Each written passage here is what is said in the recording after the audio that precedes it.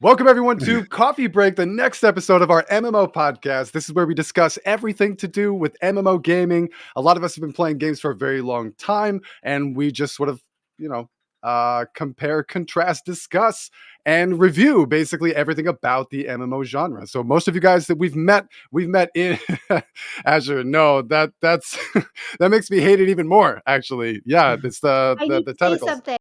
By the way, Soul, no point. What you tried earlier works now. Yep, I just What? added it. What does that mean? If you wear an eye patch, you'd be a pirate mare. Okay, so for anyone who might have missed it, the first stream that we did down here in our new stream setup was 2 years ago in October. We did the pirate themed Halloween stream. And I grew a goatee that was shorter than this. It was much less time invested so that I could be a pirate. And we actually had a pirate stream where everyone dressed up as a pirate in Guild Wars 2. We did pirate themed raids. Everyone had to speak like a pirate. It was great. It was absolutely amazing.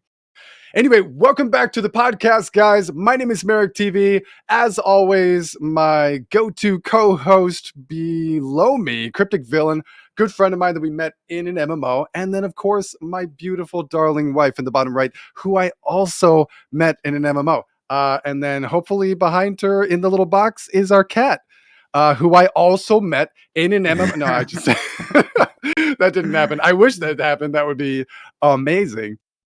Okay, guys, so you know the drill. This is how we do this. We're going to be discussing a specific topic this week, and what we're going to be discussing is something that I talk a lot about when I'm streaming. You guys have heard me discuss some of this stuff. I'm really looking forward to delving deep into this week. That is class and build and boon diversity. And I think that also sort of speaks to like the Holy Trinity, right? Like basically how these things are run, how these different classes and builds come together, how boons are done, like how that ends up affecting the game and your experience playing the game. I think it makes a huge difference on whether or not you enjoy a game, and we'll delve into some of those differences soon. But it's pretty nuanced.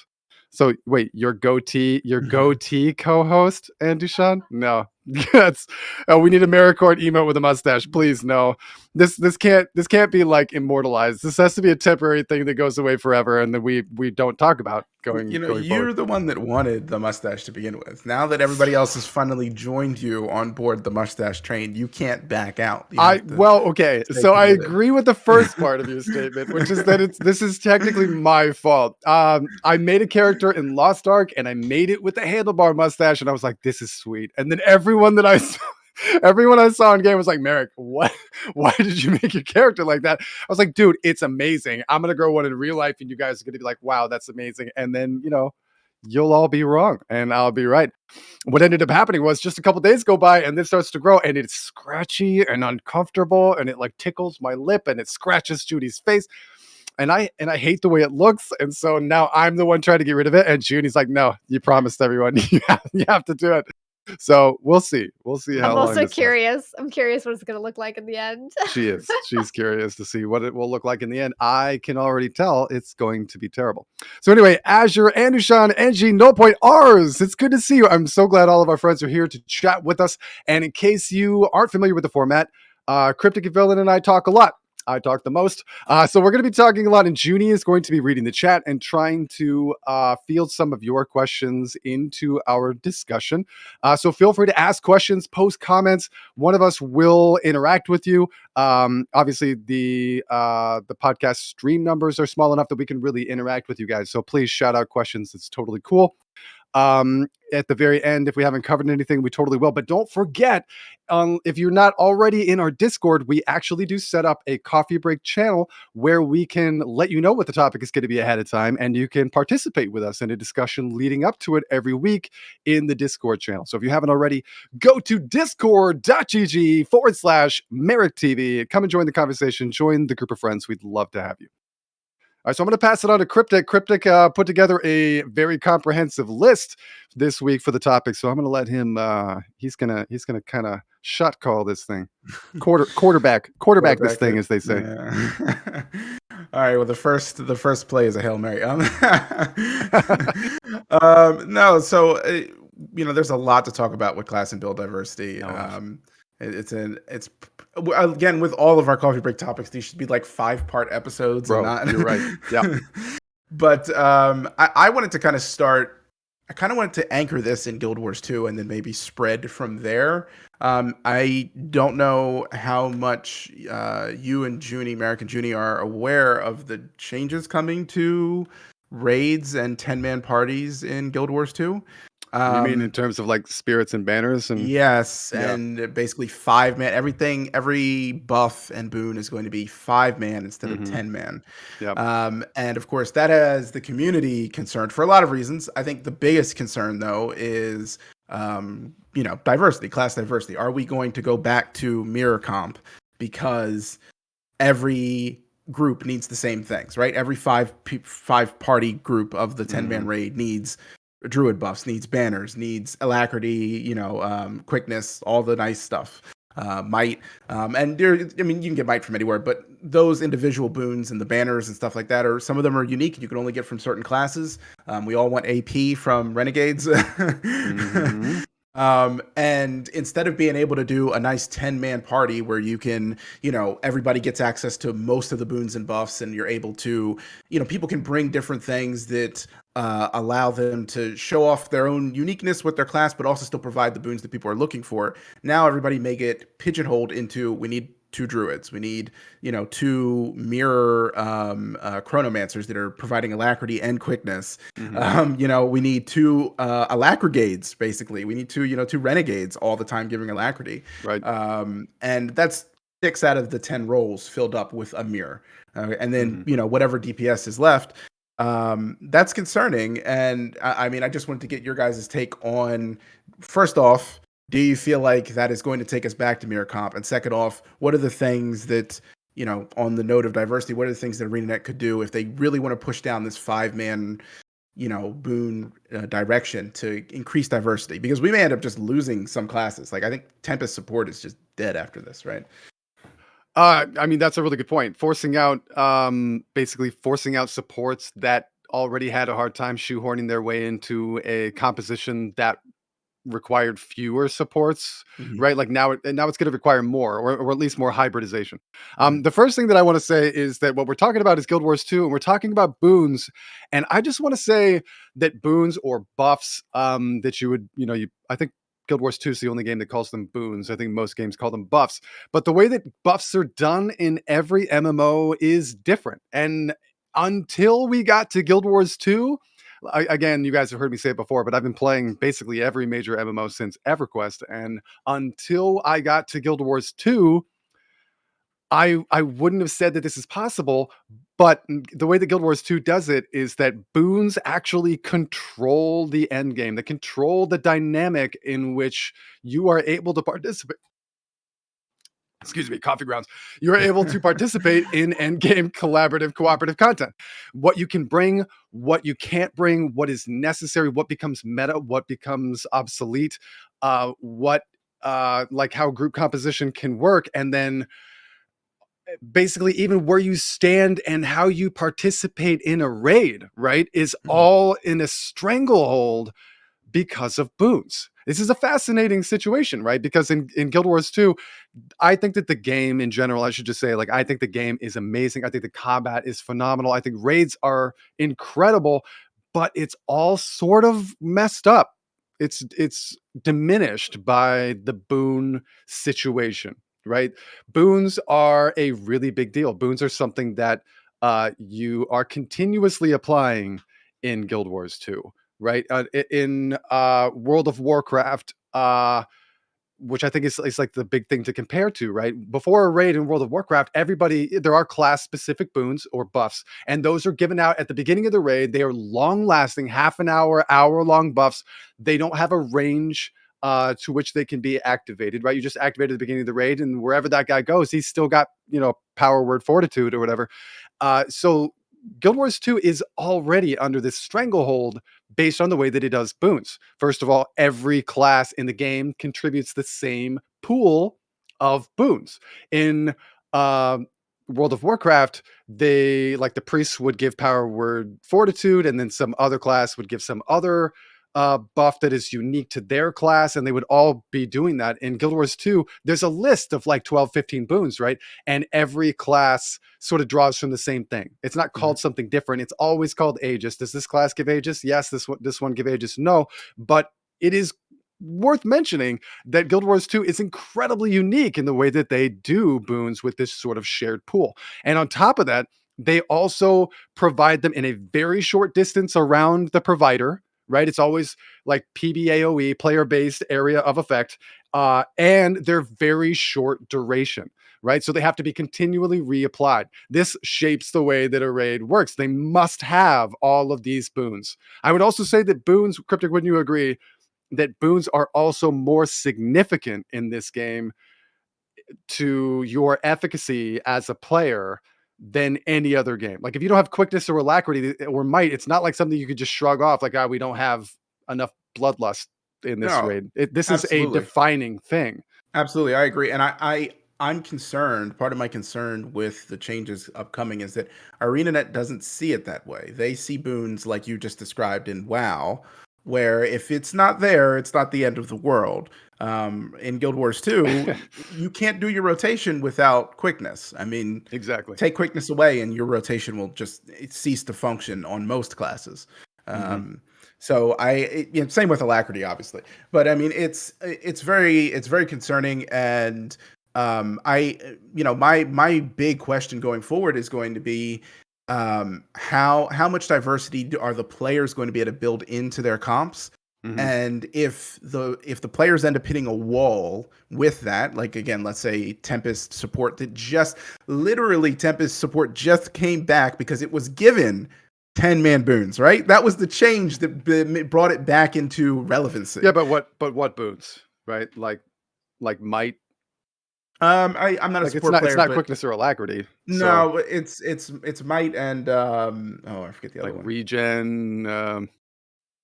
Well, What else? definitely regen. Yeah, Some of the probably the best regen, right? They have soothing mist and stuff. Like they've got really good regen.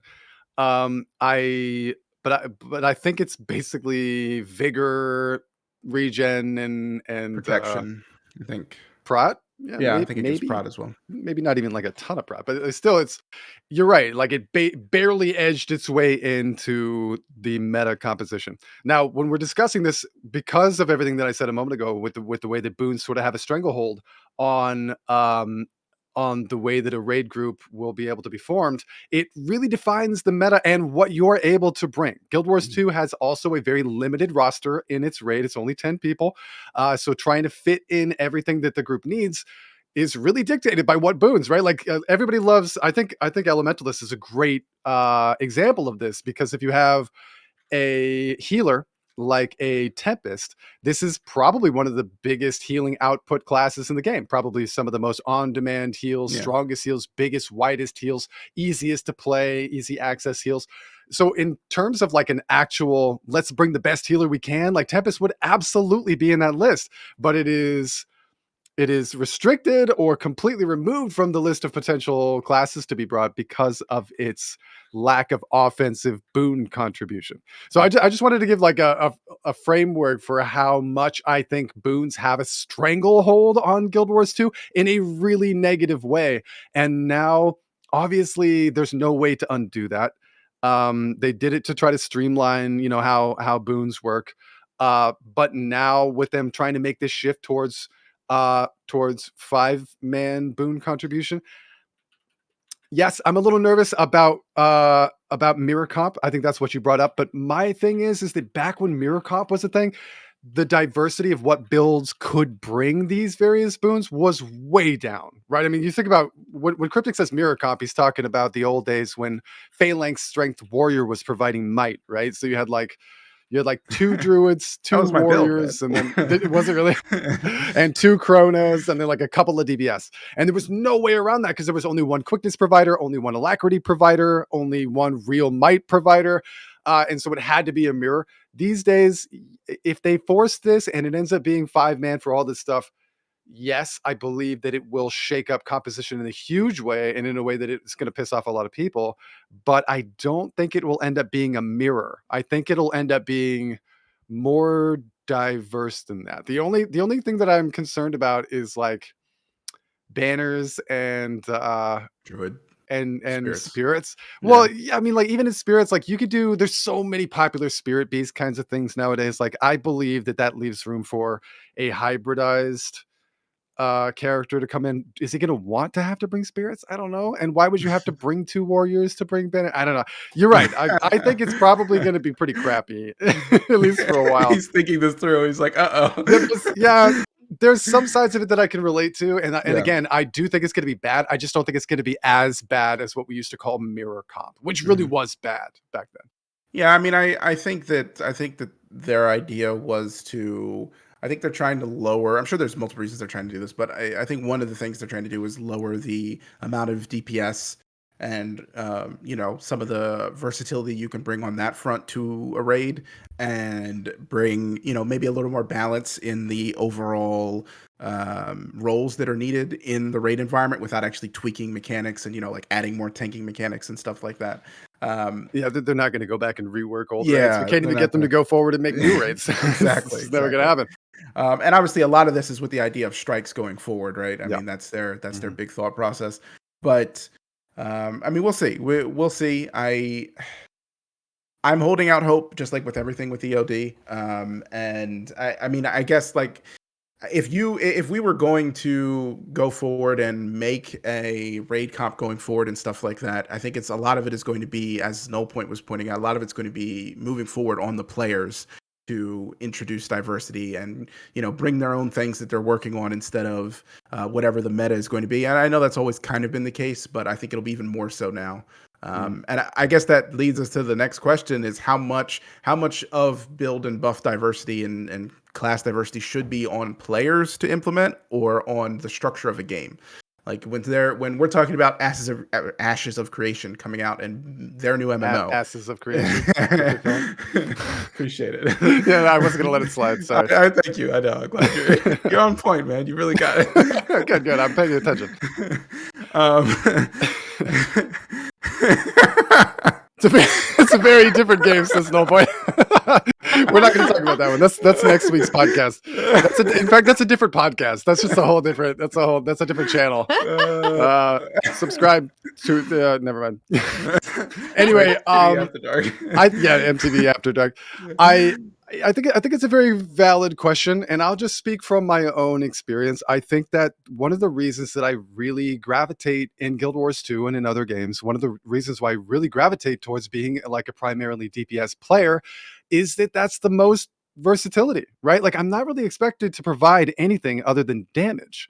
So I find the way to do damage in this class, and then I do it as best as I can. And if I can find so you guys, some of you know me. I think what my stream became most popular for in Guild Wars 2 was basically taking less popular, less meta builds and trying to squeeze as much damage out of them as possible, and kind of surprising pugs, right? I'd go out into public pickup groups, and I would do like a lot of damage on a class that people said no damage could be done on, and they'd be like, what the heck is, it's just kind of grab some attention.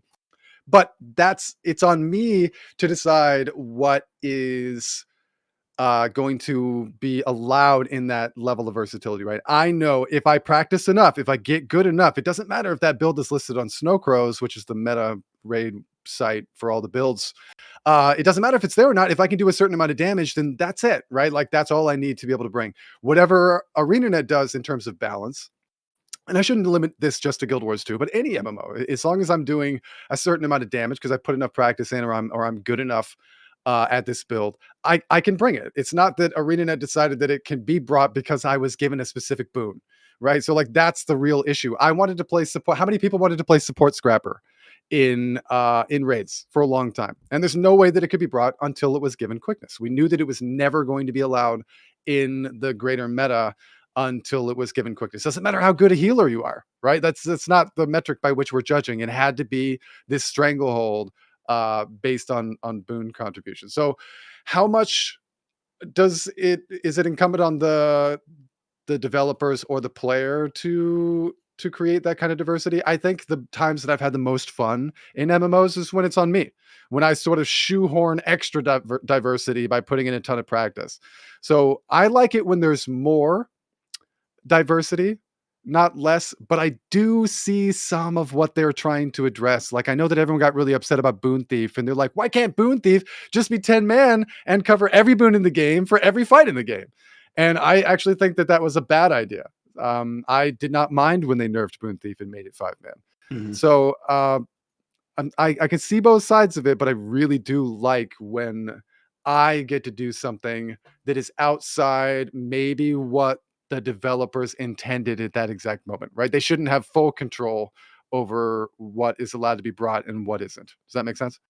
No, absolutely. And also, I think Null Point kind of mentioned that too. Like, it's on the player, right, to be willing to have this diversity come in. And at the end of the day, for the vast majority of gamers, specifically in Guild Wars 2, you can clear bosses with not a meta comp. And if so, if people can enjoy other classes and can sometimes, in practical sense, an actual application, uh the application of being able to win a fight is different from the perfect meta, and it Mhm. always will be, and a lot of Yeah. times the perfect meta just does not work for every group, Well, more and often than not. you see in Guild Wars 2, at least, what happens when that meta is too strong, or if you're in a group that really is trying to accomplish the meta. I like that you brought up sort of the dichotomy between like what a group needs to be successful and have fun, or what a group needs to be meta. Those are two very different things, right?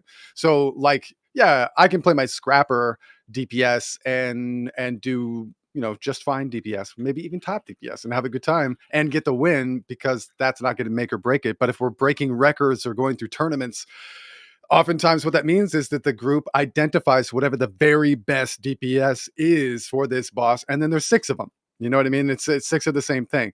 So I don't like it when it gets sort of broken down into that way. I No, like that's diversity. No, that's fair. In my opinion, like when it comes to diversity with meta stuff, that has to kind of be enforced by the developers, right? Like if you're in an end game scenario, the developers have to provide the structure for the not only the balance around that, but then incentivizing diversity, Yeah. because you know win or whatever end game rating group is just going to take the best stuff regardless. Mhm. There's no reason not to, right? So building in diversity in that perspective has to be up to the developers. But for the rest of the game, I think it's a balancing act between what tools are provided to the community and how the community uses it. Um, and I think, I mean, as far as we go in Guild Wars 2 right now, I feel like in Guild Wars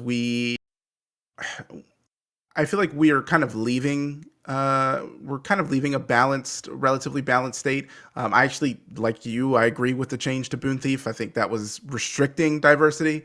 Mhm. It sucks for the meta comps, but so I think we had entered a balanced state, and I think that we may be leaving that and becoming a more or a less diverse state with the new 5 man boons.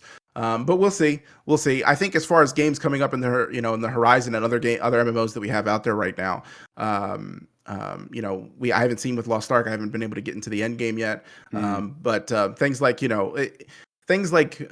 BDO and SOTOR and these other games, it's interesting because some of them really struggle with diversity because of a lack of the Holy Trinity. I feel like the Holy Trinity bakes in a lot of base diversity into end game kind of content, Mhm. um, and I think that it's tough for an MMO to incentivize diversity when supports and tanks aren't needed. I mean, we see that in Guild Wars 2. With a lot of content, you don't need a Well, tank, you don't need a support. yeah, that's what I was gonna say, like, in terms of Guild Wars 2, it's an even more nuanced discussion, right? Because do they have the Holy Trinity or don't they? Like, Hmm. it's such a hybrid system Hmm. that it is very weird. Like, I guess there's tanks, I guess there's healers, but, if it weren't for offensive boon contribution, would there even really be? Like, everybody can kinda handle their own healing, and tanking mechanic is forced for only some fights, for even like a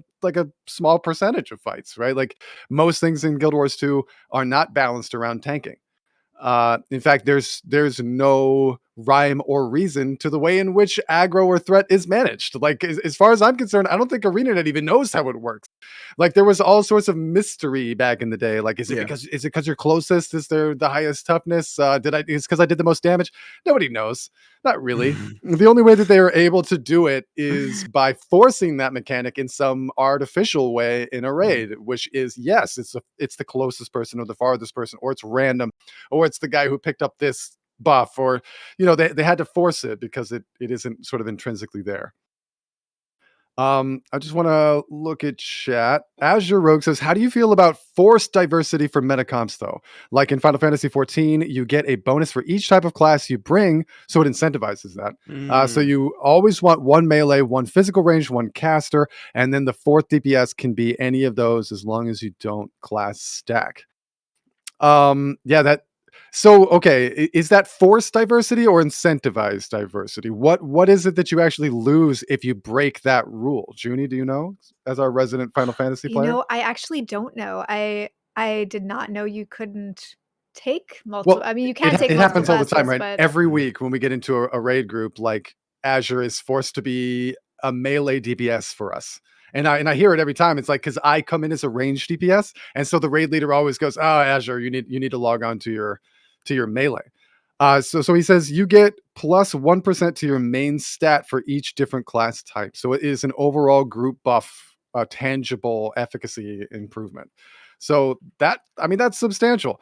Is it at that point, because that what is it, 8 people in a raid. So I guess up to 8%. If you screw that up, I guess you lose up to 8%. Right. So I think that more incentivizes rather than forces it. Although I guess when you end up in the meta, that just means that that's what everyone is going to expect from you joining any raid group. Um, I like the idea. I like what they're trying to accomplish there. But if it is punished and it does feel like as a member of the community trying to raid that's being forced everywhere, and you are asked to not play your favorite DPS build because freaking cryptic villain is always playing a ranged DPS, and now I have to play melee. Hey. I could see that. I could see that being a bummer too. Like that is actually the game enforcing a certain kind of diversity in a way that I've not seen before. So I'm, that I'm is interesting. I'm curious how that plays out when you have like range DPS doing significantly, maybe not significantly, but you know, 2-3% more damage than melee DPS. In when the meta Mhm. shifts. I mean, so now all of a sudden ranged are 3 or 4% better than melee. Is it even worth that 1%? I don't play Final Fantasy, so I can't say. But is it even worth that 1% stat bonus? Yeah, that probably varies. I think in general, melee DPS do more damage than ranged mm, DPS, but ranged DPS, as you know from being a DPS in any game, are able to upkeep DPS in moments when a melee would not be able to. So it Gotcha. should balance itself out Mhm. based on the phases and based on the fight mechanics, right? So it's going to be very different. But that's an excellent question, Azure. That's something that I've never seen before. I do like it, and Cryptic said this a moment ago, that it is technically incumbent upon the developers to insist on at least the possibility of diversity. If it is their responsible to look at their game, right, and see what the end game is looking like, and if the end game DPS is being dominated by a single class and nothing else is allowed, staff elementalist, which had that going for them for like 2 years. No one was allowed to bring anything but staff elementalists. Then yes, it's their responsibility to change it, right? It doesn't matter how good I get at playing some meme DPS to try to compete. It really should be them to go, hey, maybe something's out of whack there. So they need to make room for diversity, right? By either nerfing or buffing something within the same range. But forced diversity, I don't know. I don't think I like that. I don't. I think the only time I liked forced diversity being implemented in a video game was when they stopped allowing people to pick the same hero in Overwatch. So that everybody had to be a different hero. I thought Yeah. that was a really good change, but in an MMO scene, You didn't force like people to play what five they want. tracers? I'm sorry. Yeah, dude, no, that was it. Back like 5 Genjis. It was so toxic. I didn't like that at all. And also it ruins some of the role play, right? These are like Yeah. specific heroes that you're supposed to be. Yeah. But in terms of an MMO, we were talking about this last week, right? Cryptic, it's like we Mhm. want choice. Absolutely. Above all else, right? Like, yeah, diversity is good, balance is good. All of these different elements that make a game, sitting correctly in endgame, all those things are good. But at the very end of the day, we don't want to be told we can't play what we want to play or how we want to play. So there has to be enough room for that. Yeah, Well, I mean, go ahead. oh, no, I was just gonna say, also based on some of the things said in chat, it seems that in Final Fantasy 14, the bonus you get really isn't like a make or break kind of situation. So I don't know Hmm. how enforced it is in meta endgame savage content or not, but it seems like it's not something that is game breaking in that sense. So you get rewarded for pulling out that diversity. I mean, I was almost gonna say, like, would it be better to get some reward at the end of the raid, like you get like an extra bonus or something if you do that, but that would probably be even worse. Yeah. Um, I think that's a tough one. I like what they're trying to do. Yeah, that's what I was about to say. I like the direction that they're trying to take it. Maybe that's not Yeah, the solution, but yeah. it's and 1% for each class, like Azure was saying. I mean that does stack up. So And now yeah. is it that you don't get any bonus at all unless you accomplish the entire variety? Or if you double up on one thing, you just get 1% less, right? Like maybe your raid group would be okay with just losing 1%, so you and your buddy could both play machinist, you know? Like maybe that would be okay. I think you're hinting at something there. Well, Azure and I both play machinist in a raid every single week. Or again, he's forced to not because I don't have another option. I Mm, only have my machinist, so poor Azure has to play something different. wow. Wow. Yeah.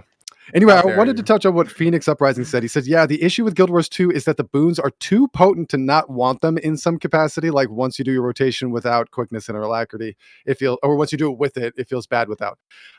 So much so that I actually believe that that contributes to a huge amount of toxicity that is experienced in Guild Wars 2 raids. Right? It almost doesn't matter. Like we said a moment ago, does it matter if you bring nothing but meta classes?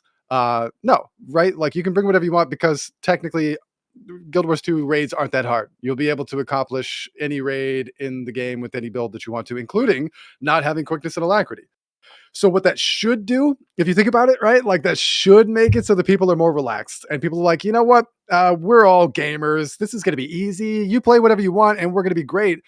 But it doesn't matter how successful the overall raid is if you drop quickness or alacrity, it's these essential buffs, right? That or even might or whatever, any offensive boon contribution, if you drop that, your group is going to freak out, man. Like it generates a huge amount of toxicity. In fact, the only time that I ever get frustrated in raids, ever, no joke, like I don't need the win. I don't care if we down the boss. I really don't. I would rather have everyone have a good time. But the way that I have a good time is by practicing and honing my ability to do my rotation. And in terms of the boons in Guild Wars 2, they are too substantial, or they're too effective, right? They're too strong, too essential, that not only do you just do less damage, right? It's not like you just don't have a passive offensive buff, right? It actually affects the way in which you're able to perform your rotation or to play your character. So I don't care if we get the win, but I'm like, I can't do my rotation. This is pointless. This is not doing good. I don't get Mhm. to DPS race. I don't get to have fun because somebody is not doing as much quickness as they should. And that is like a really crappy dynamic. Don't you think that defines Guild Wars 2 rating? Like that's different than any other game. I agree. I was actually thinking about this as well. So the changes that they made to conditions. I mean, they made a bunch of changes to conditions, but remember the big change to world bosses, where conditions could stack way beyond what they used to be able to. So that bringing a condition build to a world boss fight actually became meaningful. What if they did something similar in raids, where you know certain boons that were basically required, were provided at a based off of certain things that you did in a raid. So if you went and or in a, an upcoming strike, if you went and hit this gong that was on the wall every so often, that's a bad example, but something like that, the whole raid party or the whole strike party would get quickness and alacrity, and therefore you wouldn't have to bring it, and that would open up the comp to other things. And then they would have to find a way to make it so that things like protection or something like that would be needed in order, so that you could still have supports in sub capacity and you wouldn't lose, you wouldn't just have healers and tanks. um But things like that is what I'm talking about, is finding a way to make something that has basically become essential already provided in at least some capacity in a raid. Maybe not 100%, but some 50% or something like that, in order to give more options for things that people can bring into the raid, because it's another slot that is freed up, right? Yeah, I see the goal. I see the goal there. I think it isn't super practical. I think they've sort of buried themselves in this hole. I don't think there's a real way to get out of that. They might be able to come up with like a specific raid boss where that might be true, Mhm. but in essence, what that sort of recreates is just the random fights that happen to allow for a boon thief, right? That's Mhm. that's the way that we experienced that in the past. That's Like in true. this fight, boons are trivial, right? Mhm. That's it. That's all there is to it. The guy has to hit F1, done, right? That's all boons. We're good to go. We only need one of them. We don't even care about his DPS, right? He just hits that one button and we're good. So it trivializes boons for just those couple of fights. It's interesting. And for those of you who may not have as much experience in endgame Guild Wars 2, the experience of Guild Wars 2 is that rotations as a DPS player are challenging. They're very fast, very high APM or actions per minute. You're doing a lot and you're trying to upkeep all of this damage consistently while dealing with movement mechanics and all the things that add flavor to the combat system of Guild Wars 2. But for a lot of people who play support, they have a very similar rotation. It is not how it is when you come to another game like World of Warcraft or EverQuest or something like that, where as a healer, like I said before, you do your buffing before the fight, and then in the fight, your job is basically just to heal. And so the more damage people are taking, the more active and exciting and thrilling your role is. And the less damage they're taking, the less you have pressure on you. You can kind of slow down. In Final Fantasy, it's very much like that, right? It's not boon related. You're not doing all these consistent buffs throughout the fight. You're healing, and then in Final Fantasy, healers have the ability to do substantial damage. So if the group isn't taking a lot of damage, you're still doing a rotation that's never slowing down. You're just shifting to being doing damage until people need healing, right? And so you need to make determinations about if you save mana to have the heals when people really need it, but otherwise you really can do both. In Guild Wars 2, a lot of builds feel like you're pushing buttons real fast. Like if you go to a chrono, um, it feels very active and you're pressing this whole rotation. It's still that you have a rotation, right? You're not just doing healing, you're doing a rotation to upkeep offensive boon contribution. This is literally baked into every build in the game. I can't imagine what the landscape of Guild Wars 2 raids would shape like if they did remove this, because upkeeping boons, because they're so point blank and because they're so short lasting, it is a full-time job to upkeep these, right? This is how you play your character. So it really does define the game, because no other MMO works like this. This is literally the only one. I've never come across a game that does this. And no one would think, you think it's the dodging or the movement or the fact that it is a non-resource cooldown based combat system that keeps things very quick, weapon swap, all this stuff that keeps it light, all these things that make Guild Wars 2 combat unique. I think none of that defines the combat system of Guild Wars 2. It's the freaking boon system. Yeah, I mean, I think that's a good point. My idea was hopefully to, with each encounter going forward, providing some ways to shuffle the party around. But I especially with encounters in the past, but even going forward, they may be in a hole that's just too deep for them to dig out of. It's kind of baked into the core of Guild Wars 2 at this point. Um, Yeah. but I think moving on, we should probably hit on talking about DPS balance, and like, should a support be able to do DPS Whew. in? I know it's a topic you like. I have had debates about Oh this. gosh, that's so tough. Well, I tell you what, I'll disagree with whatever you say, and we can have a I good. Well, how about you go first? How about you and Junie both go I first? I will just I be quiet over here and drink my coffee. I would Okay. love to say something about that, because I've Go been for thinking it. about it while playing Lost Ark. Mhm. So I picked the Bard. It's the only Mhm. support class in Lost Ark, pretty much, except for one Mhm. Paladin. And I was confused and surprised when I noticed that I had pretty much no heal skills when I started off. I had one. heal, and Mhm. it took forever. It was like on a charger, right? So it takes forever to get. And it was nice to be able to go through the game and actually kill things on my own. I certainly don't feel gimped at all in Lost Ark from being a healer. That's not always the case in other games, right? You feel like you need to have a buddy in order to level up your healer. So that's definitely good. However, for end game content in Lost Ark, I'm not there yet. I don't know exactly what it's like, but I don't love the idea of having to deal DPS as a healer in endgame content. I don't like it. I think it's fine to have DPS skills when you're leveling, but for the actual end game, I think it detracts from the healer. I think it detracts from the uniqueness of the role. I think it detracts from its purpose. The encounters should be formed in such a way that healers should just be healing. Mhm. So that's okay. Cryptic, go. Uh, Sorry. I mean, you can go if you want, buddy. No. You go. You go.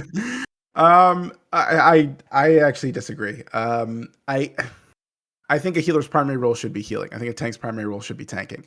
And I don't think that any encounter should be built in a way that, I know this is sounding like I'm agreeing with Junie, but I am going to disagree. Give me a second.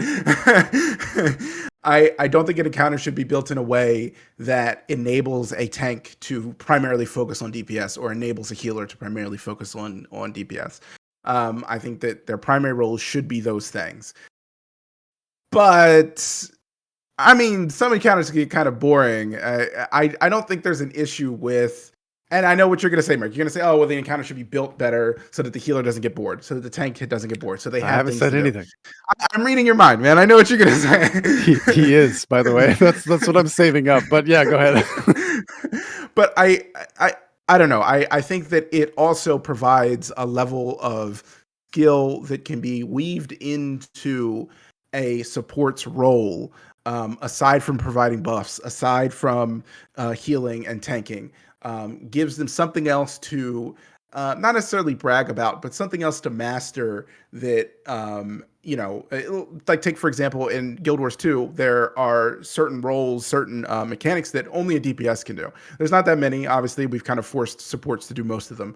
But there are a few like cannons, like you probably will send like a banner, a BS or something like that to go take care of that. He's basically a DPS. Yeah. He's basically a DPS at this point. So I feel like it's safe saying something like that. And that's a role that we've shuffled off to basically a DPS to handle. And I feel like that provides something for them to do. That provides an extra thing for them to master in the encounter that you could just give to a support, but it makes sense for the DPS to do that. And you can have the same kind of argument with giving supports some kind of damage role in the raid. Nothing significant, but something that allows them to show off a different mastery in their skill set and work on something else on the side, I guess, if that makes sense. So, okay, so like coming at it from a frame of mind that is Guild Wars 2, right? Mhm. That makes sense to me. And you did sort of touch on it a second ago with me. You said that what I'm going to say is that, the fight should be balanced better to require a very active and enjoyable experience from the healer, right? Mhm. That requires them to heal a ton and that is fulfilling. But like what if we just accepted that it was true, right? Like Cryptic, what if fights in raids were balanced in a way that healing was so intense, that healing was something that you could flex. Good healing was something you could flex just as hard as really impressive DPS, that there were mechanics that were demanding that of you to be able to have to do mechanics and to heal at the same time, that was super hard, that your kit as a healer was built in such a way that it felt as satisfying and fun and engaging and challenging, right? In a way that is comparable to DPS. Like, if it was done that way, would you not say that that would be awesome? That would be awesome. First off, I'll say, just to keep in line with this theme of argument, you're wrong. I refuse to accept everything you're saying. No, we're supposed to accept this as fact and then move forward. No. I could accept that. I think the issue that I'm having is that present me with a case where that is true, even close to true in any MMO. World of Warcraft. So You the think? problem is you haven't played them. So Okay, like World of okay. Warcraft is balanced in that way, or Well, has hold been on. for long swaths of time. Let me change the way I said that. Present me a case where in any MMO, end game, high level end game content is the people, not the design people that are designing the content, but the players that are building the comps to go into that content. That their goal is not to reduce the amount of supports and tanks that are needed as much as possible. Yeah, no, I would say World of Warcraft. Really? Yeah, Okay. yeah. There's so like the way that raids were for the entire time that I was going through World of Warcraft, like this wasn't even like a topic because the healer builds were not capable of doing damage. The fights were mechanically heavy in a way that was really scary. Like, yes, of course, raids become trivialized over time, right? So, like, especially in World of Warcraft, we have to at least entertain the gear treadmill argument in terms of this because as you're doing raids, yes, they become easier, they become more trivial. Maybe that directly affects how sweaty you have to be as a healer, right? Mhm. So then maybe at that point you feel like you could get away with doing different things. But if we're balancing around the day that you walk into a raid, um, to me, that was never a huge argument because first of all, the builds weren't really capable of doing DPS, the Mhm. support builds. Second of all, that didn't even occur to you because you were resource managing, right? You wouldn't like you knew that you were going to have to heal and running out of mana. I think Highway Hero was the one that said he got flashbacks of shouting out of mana, right? Like that. That was you heard that shouted by your priest. That was basically like the siren song, right, for your raid. Like that's terrifying, right? So you were Mhm. your resource management was just as important as your ability to heal effectively based on the use of your skills. Overhealing. So not only were DPS meters a thing, and people would flex that, healing meters just as much of a thing and more nuanced because overhealing was a stat that was trackable. So like wasted heals, right? If you like bombed a heal on somebody that was full HP, that's overhealing. So there was just so much room to express your skill, Mhm. right? In the realm of support that got more attention than DPS, right? Somebody was like, "Oh, I know this bomb healer, right? Like this is what we want. This guy is awesome, right?" You don't hear that in Guild Wars 2. This is a whole different world that we're living in and trying to discuss two disparate systems. But when in Guild Wars 2, like yeah, you have people that are decent healers or even really good healers, but at the DPS are really good. They're just not taking damage to begin with, right? So you really have to find room for that. But in the olden days, or at least in other MMOs that are built around this, there was just so much self-expression to practice, to hone your skills, to flex your skills, to gain a reputation uh, as a support for supporty reasons. Uh, that for me, that's something that I miss. Like I have no, I don't get excited about playing like a hybridized, chrono and being like, guys, look, I did 12k DPS and provided quick. That's not super exciting to me. I would much rather be like the best healer ever. You ever been like a pure healer when shit's hitting the fan really bad and you're just saving the day left and right? Like at the end of a fight where you've done that and you're like, I am the reason we are alive because I just kicked butt. Like that is an awesome experience as a support, and we should Yeah, be encouraging that. I feel like encounter design and player evolution kind of naturally goes against that though. Like the better your group is, SOTOR is the closest thing I've played to WoW. Take SOTOR. I've had those moments where I saved the entire raid with, or I saved the entire whatever encounter. I forget what they're called in SOTOR. It's been so long. Where with my heals, right? I put the right overtime heal on the tank, and I used the right instant heal on, this DPS that was about to die, and I used the right damage mitigation skill at the right time, and Those are exciting say, moments. yeah, Yeah, they're exciting big moments. decisions you're making. But I did that same encounter 5 times, and 2 times out of the 5 I had to do that, and the other 3 times I didn't have to do it because the players were better. The tank was better at holding aggro. The DPS was better at not standing in fire. What do I do then as a healer? I just stood there and I used half of my healing skills and the other half I didn't need to use. And I just Well, kind of shot my pistol at the guy saying, yeah. man, I wish this pistol did more damage. I definitely get that. And again, I think like Operations. Thank you, Andershon. Sorry. Especially when we come from like our shared experience of Guild Wars 2, that's true. Because I think there's this mentality that is built into or baked into the experience of Guild Wars 2 raids that if you're doing every mechanic right, you're just not taking any damage. Like, and that's true of most of Guild Wars 2. I think that's right? true of other. I know it's really true of MMO. It's the most true of Guild Wars 2. Yeah, like the most a true. lot. There's no arguing that. Yeah. I mean, you can do in most of the raids without a healer and without really a tank, right? Like it's there's very few that you have to pinpoint and say basically wing 5. It's like wing 5 you need some stuff. Everything else you can pretty much do fine.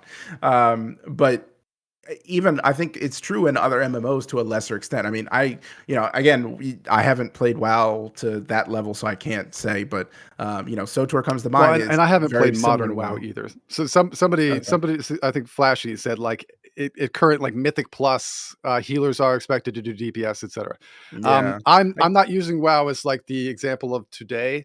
My experience back then, I just felt like when that balance is working, right? Like Cryptic, your point is valid, which is that maybe it's a hard thing to maintain. Yeah. But when that balance is working that way, I think that's for me the best way. So like I would love to work towards systems of maintaining that rather than watering down the support experience. So that it just fits into DPS over time. Because that's a slippery slope, man. We see like Guild Wars 2 is the result of that slope, which to me, I think is not a good thing. Well, I was just going to say like a lot of what's been put in chat is the idea that like DPS means you kill the boss faster. And so that's what this is all about. But in a way, shouldn't that be avoided? Shouldn't like the idea of killing a boss faster to skip encounter mechanics seems counterproductive. The game designers created these fights with these encounters. Us as the player base have figured out ways to break their encounters and not have to accomplish the mechanics they set out for us by putting an extreme amount of DPS out, let's say. Now, that can be fun. I'm not saying that that's a bad thing, but is there room for an encounter that cannot be out DPS if there was a way to do something like that? I'm immediately thinking of Gorseval.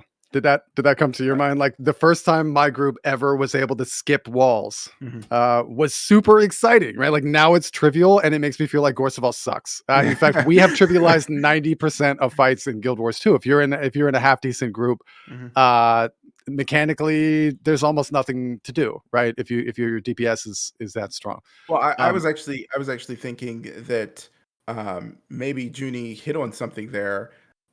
Where these mechanics that we're skipping because we're doing so much DPS, maybe instead of them not being skippable because by saying you can't out DPS it, maybe they are still skippable. You can't out DPS them to skip them, but maybe it's the supports that let you skip them by accomplishing task in the raid, so that they then have something to do regardless. Does that make sense?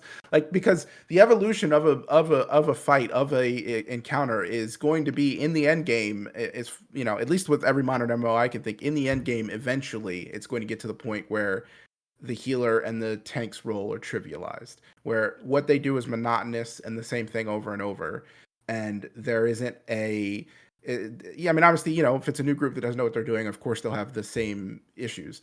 But any kind of experienced group, it will be the same thing for them over and over, and there isn't any kind of excitement. There isn't any kind of wow moment for them. Whereas the DPS players get that wow moment almost every time. It may not be the same level of excitement as when they first down the boss or anything like that, but they're looking at that meter and saying, I beat him. I did it. Or, the guy's like, man, I was so close. I just got to work on this rotation a little more. They get some thrill and excitement regardless. It may not be that same level of excitement, but it's because there. In the end, aren't they doing the same thing over and over again too? They are, but they're working towards a goal in their mind. Right. I think what it is they're working towards something that doesn't have a ceiling. That's what you mean, right? Exactly. And I want to introduce mechanics and opportunities for supports to do that. It doesn't necessarily have to be DPS because they'll never compete with a DPS player. It's just not going to happen. But, if there was some kind of damage mitigation skill that they had to do at a certain time and that allowed the raid to skip an AoE wipe that would happen to them if the support didn't do it otherwise, or something like that, something consistent, not a one-time thing, something that allowed the support player to have to stay on his toes and kind of changed as it went along. I don't know. I'm just looking for something to give them to do, because in the end, their role gets trivialized. I don't know. And I, you know what it is? I'm going to go and agree with you, because I think it is really tough to maintain this. I think it's really hard to keep what I like going. And you're totally right. Like at the moment, it's impractical to expect it. I just like it better. Like, I actually don't think that solves the problem. I agree with you about the problem, right? I agree with you that eventually tanks and healers are going to have their experience trivialized. The only way to then undo that we've seen in other games is to participate in the treadmill, right? Then come out with harder content, even harder content, which pushes you at the bleeding edge, which pushes you to still have something so challenging that it requires that level from you. But when it becomes trivialized, like, now I don't need to heal as much, so now I'm just gonna like throw this pitiful, crappy DPS in the meantime. I don't think that solves the problem. That's So fair. Yeah. yeah, so like I agree with you that the problem is there and is always going to be there unless we come up with something completely radically different. But the point, I think, where we've always disagreed on this is about the DPS, and I don't think that's our. I don't think we actually disagree. No, I think we agree that isn't really solving the problem, which is why you don't play support, right, Cryptic? Yes. Like, that's not interesting. Maybe if you were like a total healing wizard badass and you're like throwing things out all over the place, and it was such that everyone's turning their heads, going, "Holy crap! Look at that! He's way better than every other healer," which is the self-imposed ladder that is makes it always fun as a DPS, right? That's what you said. Like, we just comparing to ourselves previous our previous skill levels or accomplishments, or other people that were around, our peers, like how good we are compared to them. Like, that's what keeps a DPS player going. If as a healer, I don't think that adding DPS actually solves that issue. So I find that this is a really tough debate. I think that in the end, I still hold to my guns that I think that the best experience that we could reach for, like the thing that I feel like we should strive for, is where that's not necessary, where the healing is so engaging, or when the support is so much fun. And you're right. It's the burden of proof is on me, and it's hard because I can't come up with an example where this is successful. But all I can say is that if it were successful, if it were possible, we found a way to do it, that would be my preference. Yeah, I mean, I think it's also unfair of us to ask you for a solution. I mean, it's we're talking about something. I think we're all mostly in agreement, like something that we all want supports in the end to have things to do. And if we had the answer, I mean, we'd be working at some MMO company making an MMO. Some MMO, hire me, please. He doesn't have the answer yet, but he will. But I'm working on it. He's working on it. Yeah, I mean, it's difficult. It's very difficult. I mean, I think that is the holy. I think it's the holy grail.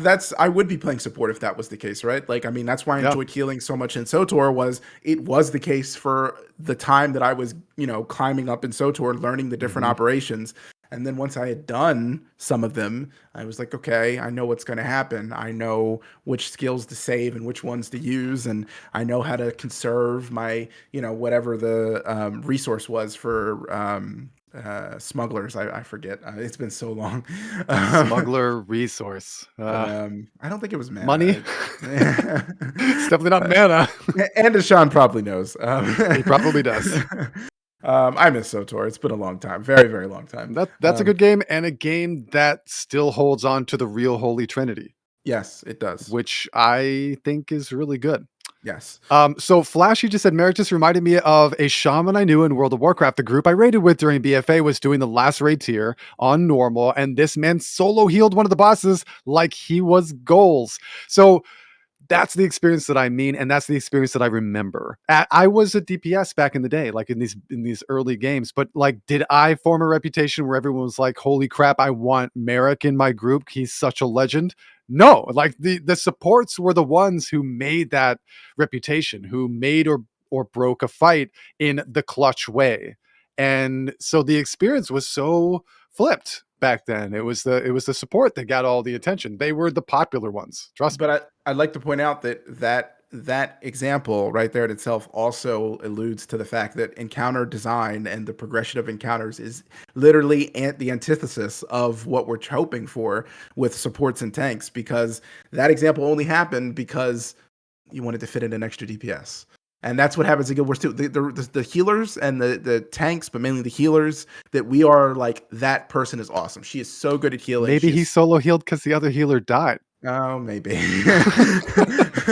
Flashy, just say I'm right. Like, you haven't said yet. I'm just gonna expect you brought the mandatory number of healers, and everyone was like, "We're gonna wipe because the other healers died," and he was like, "No, I got this," and then you won. I mean, in Guild Wars 2, though, those are the supports that stick out in our minds, though, right? Are the ones that, you know, can solo heal. Yeah, right. I mean, I know it's very commonplace now, but I mean, you know, the person that solos heal all throughout SH. I know that's common now too, but you know what I'm trying to say. I mean, common as in like it happens, but it's certainly not in.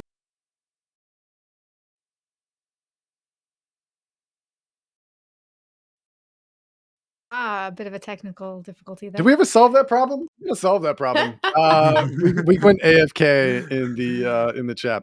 Oh no. I don't think that's like a commonly shared experience, right? Mhm. And I'll give an example, because just a little while ago, we put together a raid team in Guild Wars 2 to help someone accomplish something. Mhm. And I think the idea was that we would collect a bunch of gamers, right? Like people that are like really good, and then like wreck this whole thing that they needed and make it really easy and finished really quickly. But as so often happens when things like that are put together, and Cryptic, I know you and I have experienced this like a million times, you could take a bunch of real gamers, like a bunch of really pro DPS people, put them together, and it becomes sort of like a measuring contest. And then people are not really focused on mechanics or healing or getting things done. And even though there's a bunch of really strong DPS in the group, everything falls to crap. Mhm. And so we spent like a good hour just wiping and wiping and wiping and on like basic stuff, even though the group really was filled with decent players. Mhm. So much so that I was like, you know what? I'm going to get off DPS. I'm going to stop trying to flex like everybody else, and I'm going to play a support. Now, like, I'm pretty decent at support, right? Like, I don't like to, because I don't feel like it gets the same, it doesn't have the same ceiling for, for expressing the level of skill that I would like to express. It's a whole different game with different metrics. But I was like, I'm I going think to swap. was I I in found this raid with you? you might have been. So I Yeah. tried to weasel my way into being a support without stepping on anyone's toes. And I was like, I will heal. And I worked my butt off. People were getting hit by all sorts of stuff. I was throwing out heals like crazy. It was way harder to keep everyone alive on support. Like I was sweatier as this support than I was on DPS by like a long shot. And we won, right? We're winning. Like we beat every boss after that I swapped to, and it was great. But then I had this experience. So I was like, there's no meters, right? So I was Mhm. like, everyone look at me. I'm working so hard. Do you guys feel like the heals are better? The quickness is good, right? Like I got you. Did you see that time that I saved you? Like I find myself in that situation because people aren't immediately like, wow, look at that guy kicking butt. Like there's not as much reward as a healer, Yeah. even though I feel like they're working their butts off, I because mean, I I noticed definitely you. did. The what? I noticed you. So. Oh, thank you. Notice me, senpai. I mean, the main reason I noticed was because you had swapped off DPS, so I got bored because there was no one in the race. But No, yeah. we'll see. So there's the other side of it, right? Like that is how we as DPS have fun. Yeah. I'll tell you right now, dude, when a new patch comes out, I don't know if you guys can relate to this, but when a new patch comes out in Guild Wars 2 and Arc DPS is broken, I don't even No. feel like Yeah. playing the No. game. I'm so built now around that dynamic. Like that's how I have fun. Even if no one is there, I like to see myself doing numbers. And when that's not there, and somebody like I have had it when someone's like, dude, a DPS bailed on our static. Can you please come and raid with us? I'm like, yes, of course. Yeah, I'll come help because I always do. By the way, if any of you guys ever need a fill in Guild Wars 2 for DPS, I'm your guy. Just PM me anytime. I'm happy to help. But and then I log in and they're like, oh, by the way, there's a patch today. You need to uninstall our DPS. It's not working. And I'm like, well, now I just want to go home. I don't want to fill anymore. I've seen this happen. She's seen this happen. So like as DPS, we have a really weird experience of the game. So like what makes it fun. Do you feel like just adding more metrics for supports to be recognized, like a heal meter, aggro meter, things like that, or damage mitigation meter would be enough? I honestly think that It would help. It would help. I honestly think that like encounters need to be reworked. I'm not just talking about Guild Wars 2. I mean entirely. Like the structure of how we do raids in general would need to be reworked to get the kind of system that you want in the end. Well, okay. So here's a good experiment. Like you said damage mitigated, right? Like it would be very easy to gauge a healer's healing based on the damage that the group takes, right? And I'll share an experience from you that I really desperately miss. Anyone in here in Guild Wars 2 long enough to remember not using DPS.report, but actually using Azure, help me out. I think we talked about it the other day. The other DPS uploading site that was called. Come on, chat. Don't leave me hanging. I know somebody out there knows. Radar. Yes, Radar. Azure. Thank you so much, dude. I knew Azure would help me out. Guild Wars 2 Radar was amazing because not only was it like this really awesome, beautiful graphic representation of how you did, but it had percentiles. You remember this cryptic? Not only would you see like, okay, like, yeah, I'm a good DPS. I trounced my group, right? I'm like way higher than second place DPS, but that didn't matter. I upload the log and then I get to see my percentile as my build versus every other person who's done that fight on my build. And so I see like, I don't even need to be racing Cryptic. Like if Radar was still around, Cryptic wouldn't care if I was still on DPS. Right? He's like, I'm bored now. There's no fun. Like I don't have anyone to race. But when there's metrics like that for you to compare yourself against, which Final Fantasy does like crazy, right? No point. That makes it a whole new level of fun, whether or not you're racing someone specific in the group that you're in. And even if Cryptic beat me, I could go and look online and be like, dude, we're both 99th percentile. We freaking roll, right? Like there's that experience. Yeah, so you think that putting that in for supports as well would provide them with a leaderboard to kind of compare themselves against, and give them like a competitive side to look at? Absolutely. And I can say with confidence that would be true, because in a game like, I'm sorry to keep bringing up World of Warcraft. I've raided in World of Warcraft. I've barely raided in Final Fantasy. But in World of Warcraft, I can say that like you would flex those heal meters. And at the end of a big old raid with a ton of healers in the group, you don't think that all the healers are looking at the healing meters and looking at the overall overhealing. And then the officers are discussing afterwards, like how good that healer was. And we're doing progression on the hard boss. Next time we want Merrick there. Like his meters have been off the chart. Well, because I was never a healer, so no, you're right. But I was one of the officers who were sitting there talking about that. Like, dude, No Prayer. I remember this guy named No Prayer. Like, this dude is an awesome healer. You've been looking at his meters lately. They've been getting really good. Like the same kinds of discussions that you have about DPS were had about healers. Now, how awesome is that? Is that not something to aspire to? No, I think that's a really good, I don't want to say short-term, like mid-term fix, like something that could be implemented for games MMOs that already exist and that should be in MMOs going forward. Thank you, No Point. He doesn't know what he's talking about. What? And I feel like every MMO, especially an MMO that has the Holy Trinity, should have that. I think that would solve a lot of the issues. I do still think that there's some underlying fundamentals that would need to be like, because we're talking about, I think we're kind of talking about two different problems that both contribute to the same thing, which is supports and tanks not having stuff to do as much as DPS.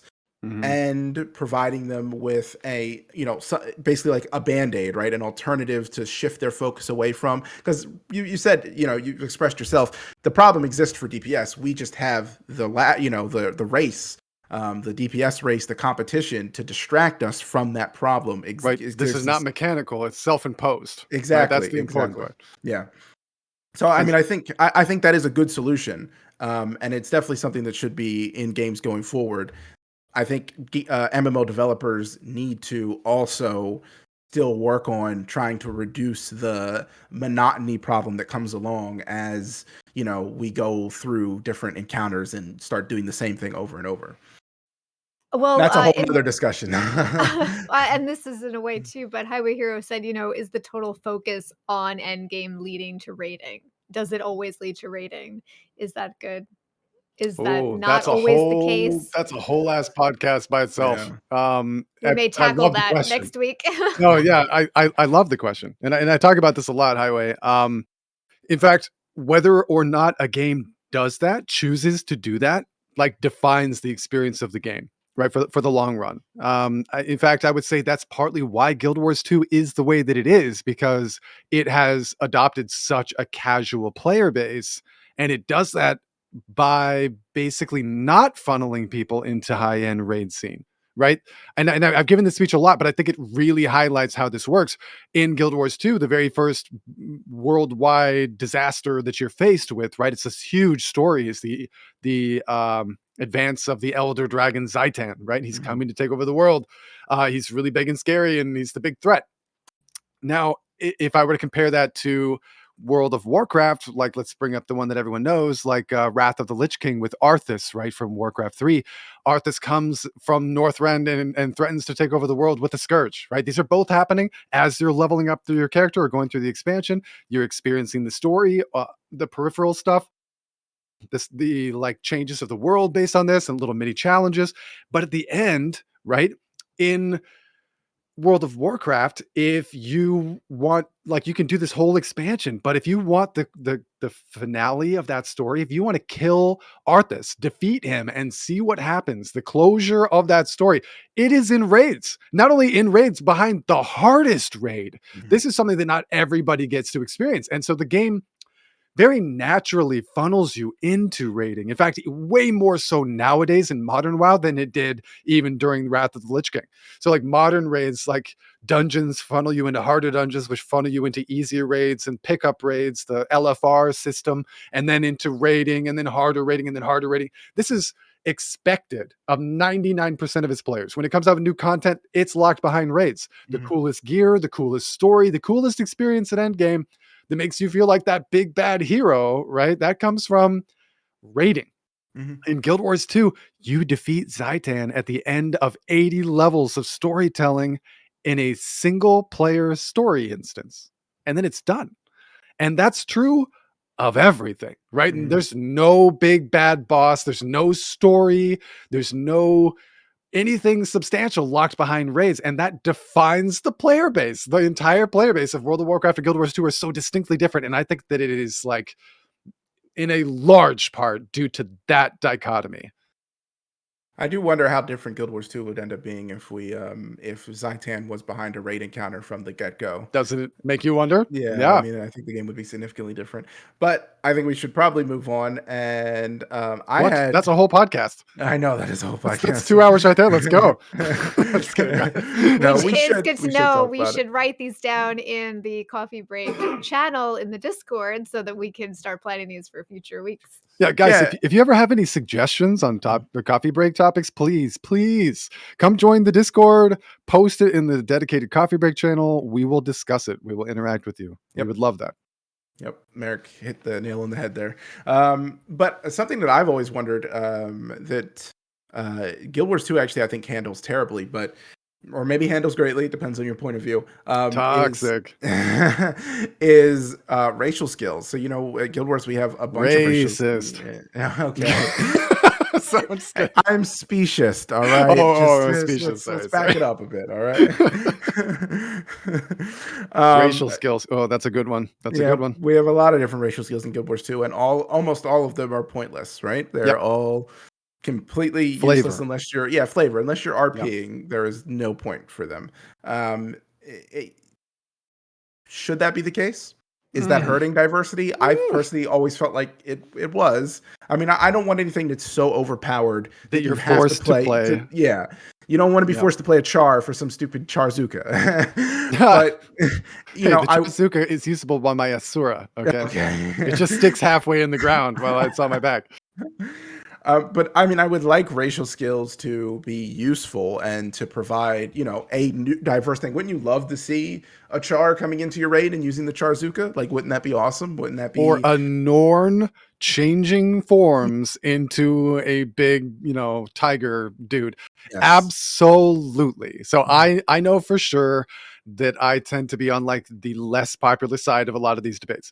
But I really, really feel strongly about this one. I feel like racial skills are such a cool and unique way of expressing character individuality, right? And we touched on this last week about how important character individuality is, and to Mhm. me, it is of the utmost importance. And there are games that have done this really well. There are games that have done it really poorly. I think that World of Warcraft has classically done it really well. Some skills are very significant, but more so for PvP, right? There's Mhm. some that are significant for PvE. There are some that are significant in a way that is not PvP or PvE, but like I'll give you an example. Humans build faction easier, right? Like they're more neutral and they level up faction easier. So like that's not an advantage in a raid, right? It's not an advantage killing another player, but you get to spend less time grinding for faction because you're a human. Mhm. And like let's talk about ESO, where people like there's a lot of people who love being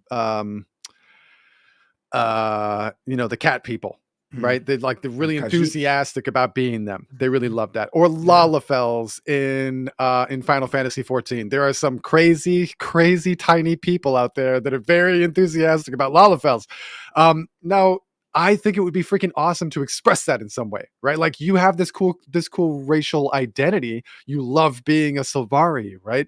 Mhm. Um, and in Guild Wars 2, it sucks because they actually give it to you. It's there, but they're Yeah. balanced so poorly that you don't get to express yourself with them. But they're Mhm. there, Yeah. like it's almost worse.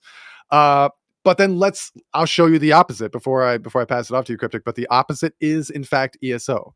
ESO had the racials were too strong, they were too significant, so much so that ESO in the middle of its life cycle, right, just a couple of years ago, wiped all the racials like that, made them way crappier, and then gave every single person in the game free race change tokens Wow. because it was that significant. This is a Mhm. huge thing. Mhm. Khajiit are this one thinks he means Khajiit. Yes, thank you, Anishan. Um, I love Khajiit, and I was a Khajiit, and I loved that I wanted to be a Khajiit rogue, right, or Mhm. whatever it's called, Nightblade. Um, I Khajiit wanted has to be that wares. It's worth anyway. coin. Yeah. But in addition to wanting to be one, I got to be like, and I got these sweet racials that help me stealth better, and they're better for stabbing you in the back. You know what I mean? Like it Mhm. was just cool. Yeah. Um, but then I guess if somebody else was like, I freaking hate Khajiit. I'm allergic to cats. I don't want anything to do with this. I hate the way they talk. I just want to be, an orc.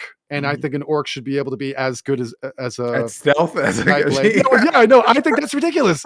Like that's just the essence. And I'm always harping on this, No. but it's the essence of what we're trying to achieve, which is as close to a Dungeons and Dragons tabletop experience as we can Mhm. get in a game. And that comes from decisions. And so decisions mean benefit and loss, Yeah. and judging that based on what you want to decide. Maybe you're like, I want to roleplay as a big fat bumbling orc trying to stealth laughably, but then I hit you in the head with a hammer instead of Mhm. a dagger. Like that should just be a choice, and it should mean something.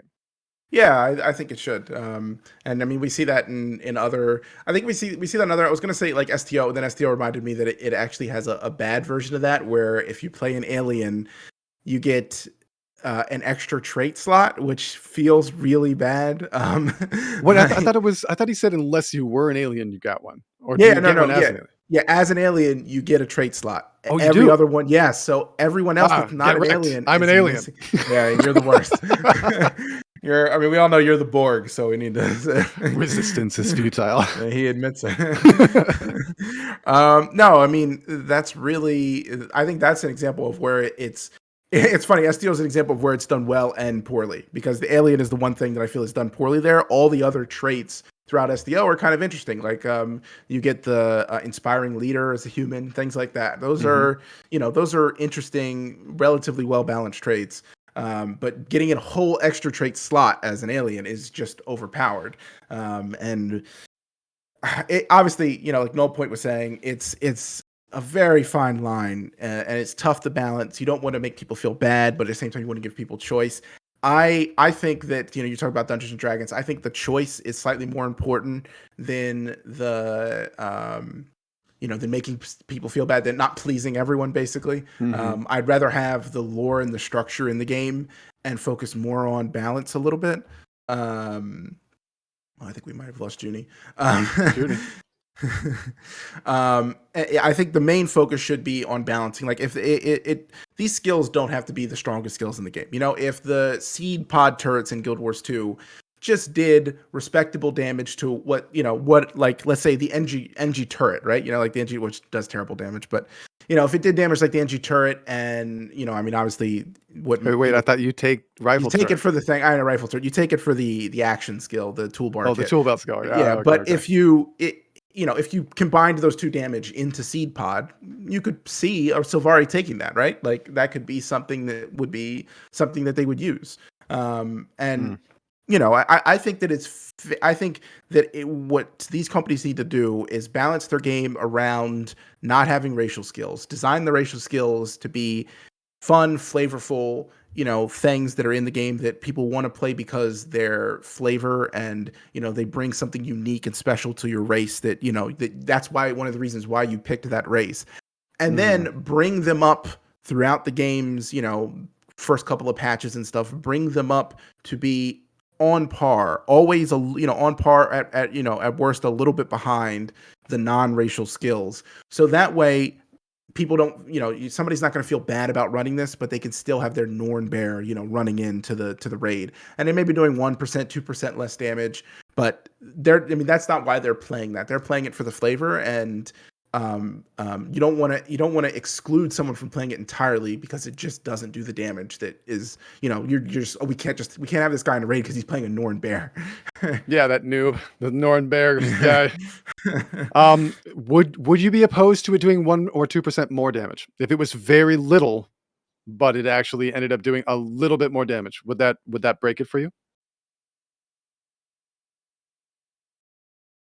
Is it 1 or 2% more damage in every raid? Like if they become the best DPS because of this? Norn are now suddenly the best DPS because they can turn into a bear. It wouldn't make it by, like, let's use Guild Wars 2 as an example. Like if because it wouldn't by default make them the best DPS. That might give them 1 or 2% more of other people in the exact same build on the exact same fight. Or like in a golem scenario in the exact same build, just different races. I'm fine with that.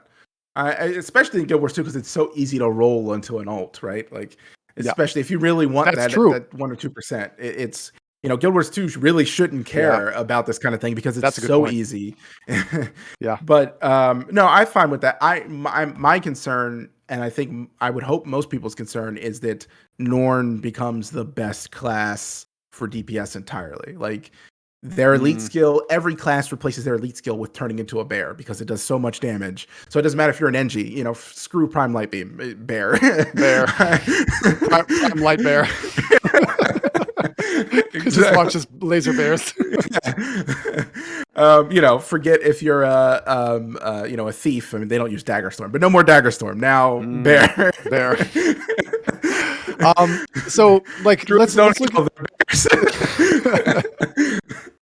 if we were to stretch this out to its worst possible case scenario, right? Like, say you're right, it makes them the best DPS in the game by 2%, and now every DPS, no matter what class they are, should be a Norn if they want to be the absolute. They should be a bear in order to do the best possible DPS. That would mean that the wins of Guild Wars 2, right? Win is a guild in Guild Wars 2. Like that group is going to be nothing but Norn because they care about that 1 or 2% per DPS class.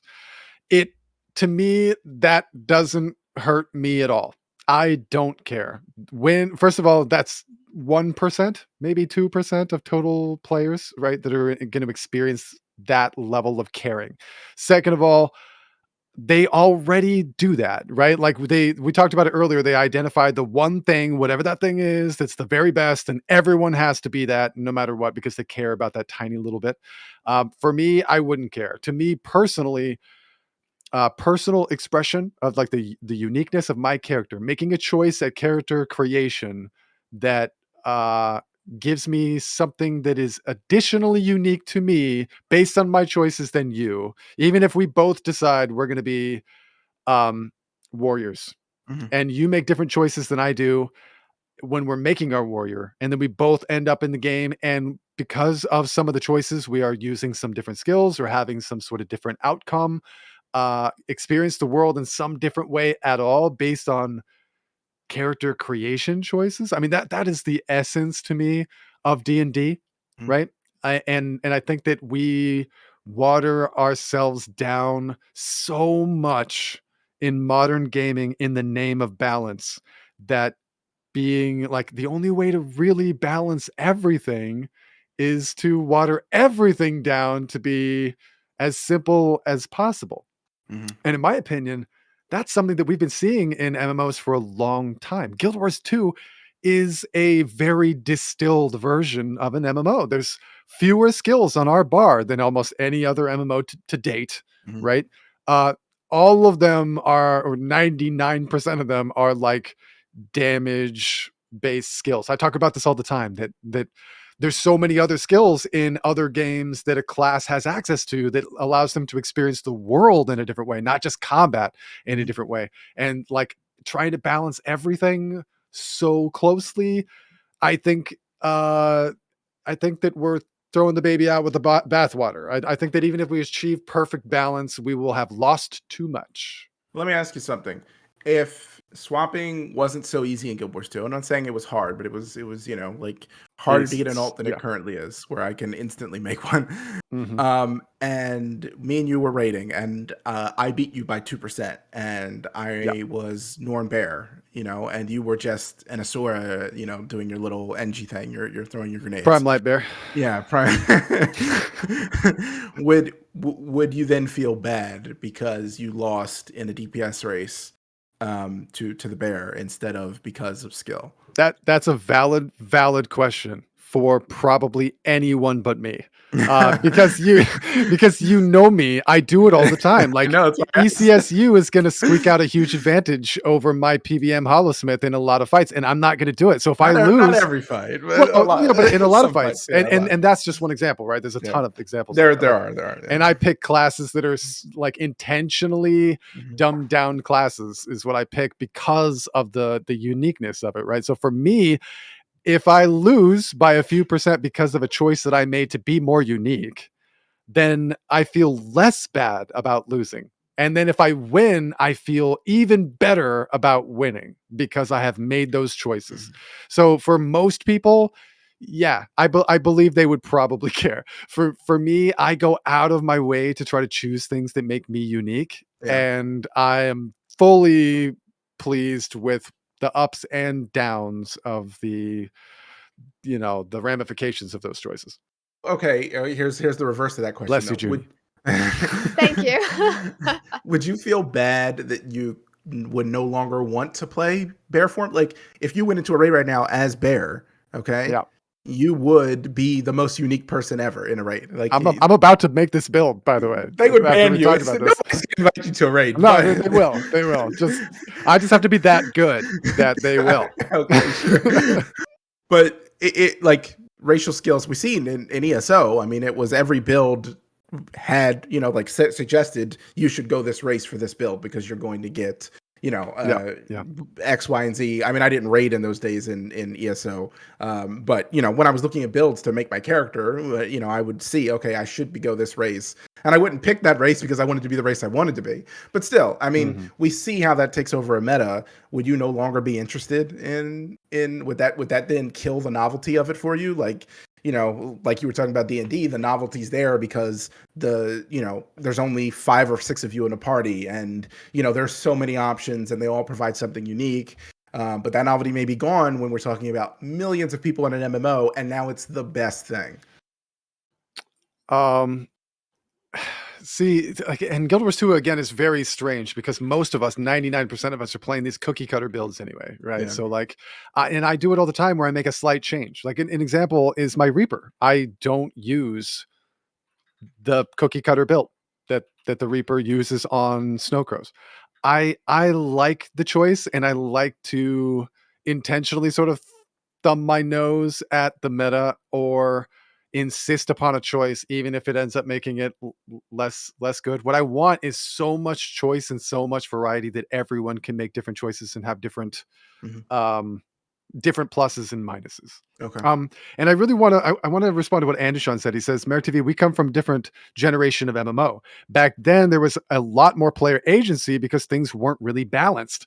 MMOs were very niche and not looking for wide appeal. As MMOs balance or became more mainstream and wanted to reach a larger audience, that agency had to be removed in lieu of fairness and balance. In a lot of ways, I do agree with that, and I think World of Warcraft forced the MMO genre into like the mainstream water cooler game, right? Mm-hmm. Like people would go to the water cooler at work and be like, "Holy crap, you play World of Warcraft!" Like it was an Mm-hmm. insane thing. Before that, it really wasn't. It wasn't a thing. I feel like, to answer your question, I think yes, it did that, and also in way more ways than just the balance element that we're talking about now. That actually bleeds heavily into the discussion of casual, right? That the game has to be not class balance, but like accomplishment balance, had Mm-hmm. to leave room for the most casual MMO player, right? Because it was trying to be as wide appeal as possible. Like back in EverQuest and like the kinds of games that we played in the beginning, you really had to invest a lot if you wanted to be very competitive at the high end. But that changed the feel of being bleeding edge and high end. You didn't expect it. Not everyone expected that of an experience playing an MMO because it just wasn't really feasible for everybody. But now the most MMOs have to cater to the most casual player. I've got 1 hour to play every day, and I want that 1 hour to be meaningful, and I want it to progress to something epic. I want my 1 hour a day to progress my character experience in a way that I get to experience that everything Cryptic has experienced. It'll just take me a little longer to get there, even though Cryptic plays hours and hours and hours every day. Like that's what modern MMOs, especially Guild Wars 2, are trying to accomplish. And there's positives and negatives to that. And if you want this old guy's opinion, I think bigger negatives than positives. I think that we have more people playing MMOs than ever before, and yet the genre is more stagnant and less successful than it has been in the past. So like it depends on what metric by which you are judging the genre, but I think that it is actually this weird combination of both the most successful it's ever been and going straight downhill at the same time. Well, I mean, I think that success and downhill perspective is, the MMO, the genre of MMOs as we see it is changing from what we used to know it as. I mean, EVE Online is the definition of slow progression that you can't just instantly catch up to someone else that's been playing for years. Right. But that shift is happening, and we're seeing MMOs become more popular, not just because people playing games are becoming greater. That's obviously part of it, but because MMOs are becoming more mainstream. I mean, pseudo MMOs are so popular because they're blurring the lines between what an MMO is and what a normal game is. And so MMOs are becoming more popular, games like Lost Ark and stuff like that, because they are taking away some of that time sink that's required, some of those elements that you were talking about that really maybe endears the wrong word, but well, I guess it is the right word, endeared you to the old school MMOs that you're talking about, that we just see just don't exist anymore, just are going away. I mean, WoW is. Oh, go ahead. Sorry. I was just gonna say WoW's declining. I mean, nobody, not nobody, but not many people play EverQuest anymore. I mean, Hey, whoa. EVE Online, EverQuest community rise up, bro. Okay. Did you hear this? Well, I mean, I'd like to mention something of what you said, where the fact that having alt characters and having that diversity, or just having that one character. And I don't really know if there's really a solution for this, because like you said, everything is about being able to make every single character now. And personally, I feel that desire to, make like one of each character. But I think if it was forced upon you to only choose one character, I think it would be a better experience overall, even though I cringe saying that, because I'm like, "Oh, no, but I wanna be able to Can try you that hear other the sound character." of everyone typing angrily in the chat Yes, right now? Because I yes, can. and I feel it too. I definitely see both sides, but there is a certain like, "Oh, god, I gotta anxiety. I have to get every character. I have to get every name perfect. I have to accomplish all these things," and, like, OCD kicks in and all of that. But if you're really just forced to play one character, that becomes your identity, that becomes what you do. It's special to you, and there's a certain letting go, right? Letting go of your friend gets to play something else, and you get to do this, and somebody else gets to take that, and you can kind of appreciate that diversity, because I think there is something special about that. Does it have a place in modern MMOs? I don't know, maybe not, maybe we've gone too far. I do like, and Lost Ark certainly allows for alts and promotes them, but, things like Lost Ark are breaking the mold in other ways, which is interesting. Well, we're talking about like being unique, right? And we all enter into these sort of fantasy worlds trying to be unique. I think that everybody feels that way. We like to customize our character. We like to make choices. We want our choices to matter. All these things are definitely there. And it used to be created in a way, like Junie was just touching on right there, that alting was not so easy. So your expression of your character was very unique. There weren't so like not everyone had every class. You know what I mean? Like you were kind of rare in that way. So I That's kind of from the era that I'm from, and I can appreciate that. Cryptic, I think you were sort of talking about how you brought up an interesting point in that it's also about how somebody catches up in a game, right? Mhm. Like you said that Eve is sort of impossible to do that, right?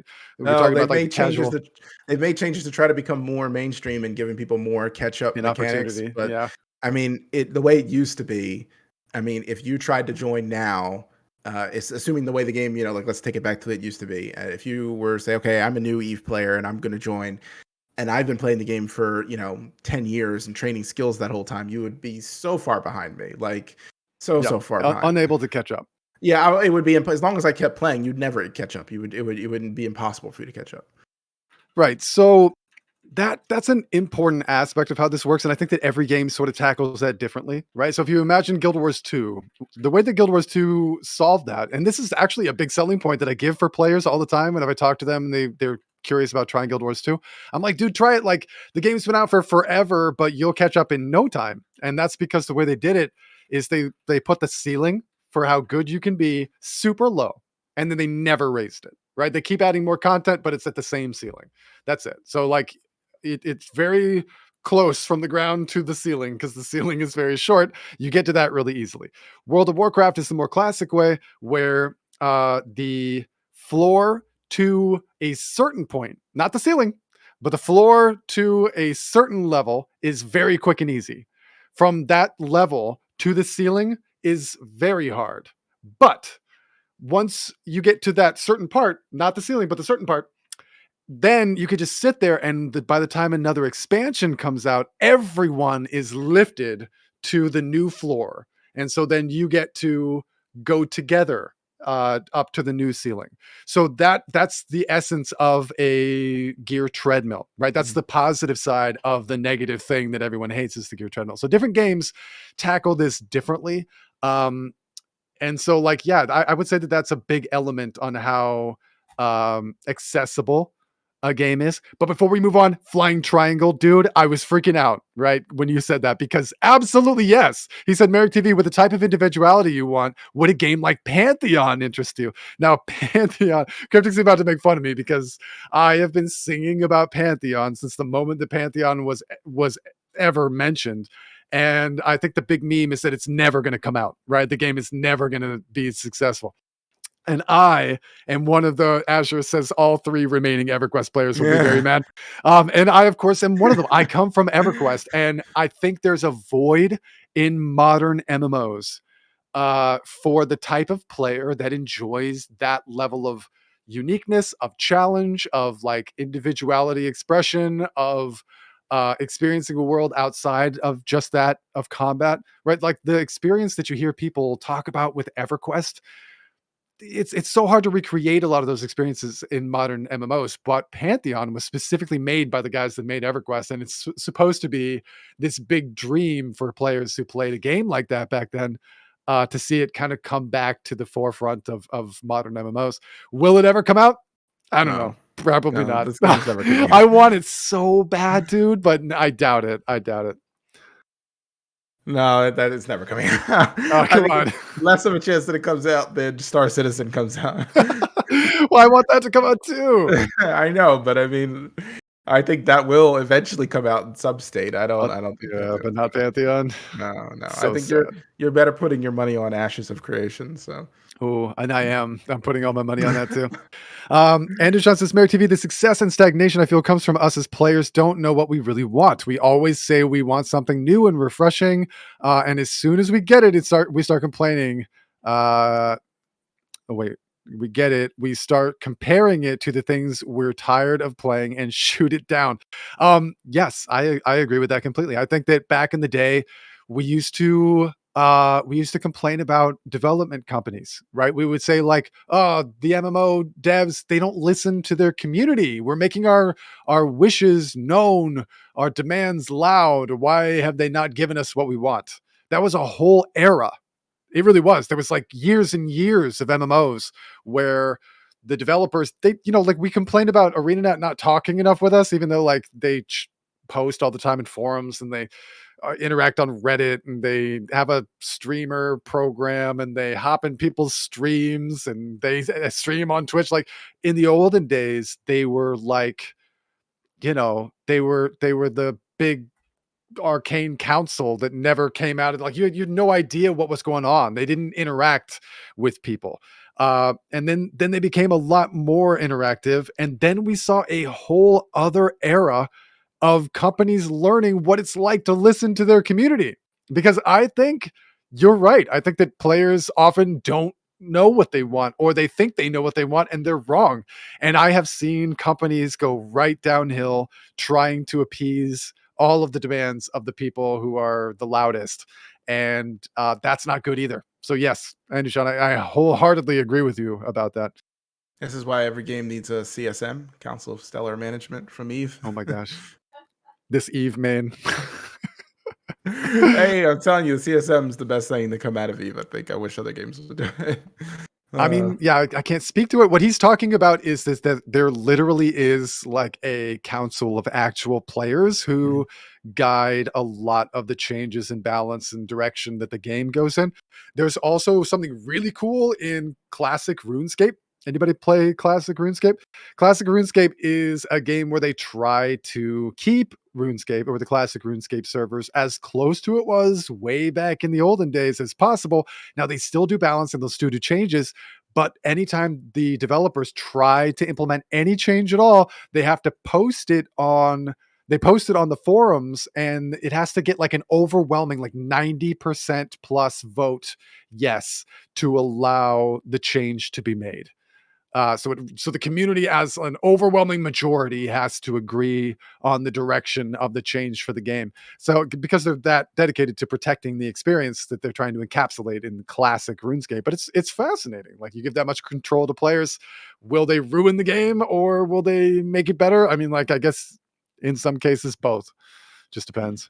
Yeah, and Azure, the CSM is still voted on by the community. It's basically, I forget how many people are on the CSM, but it's a group of players that are voted on each year.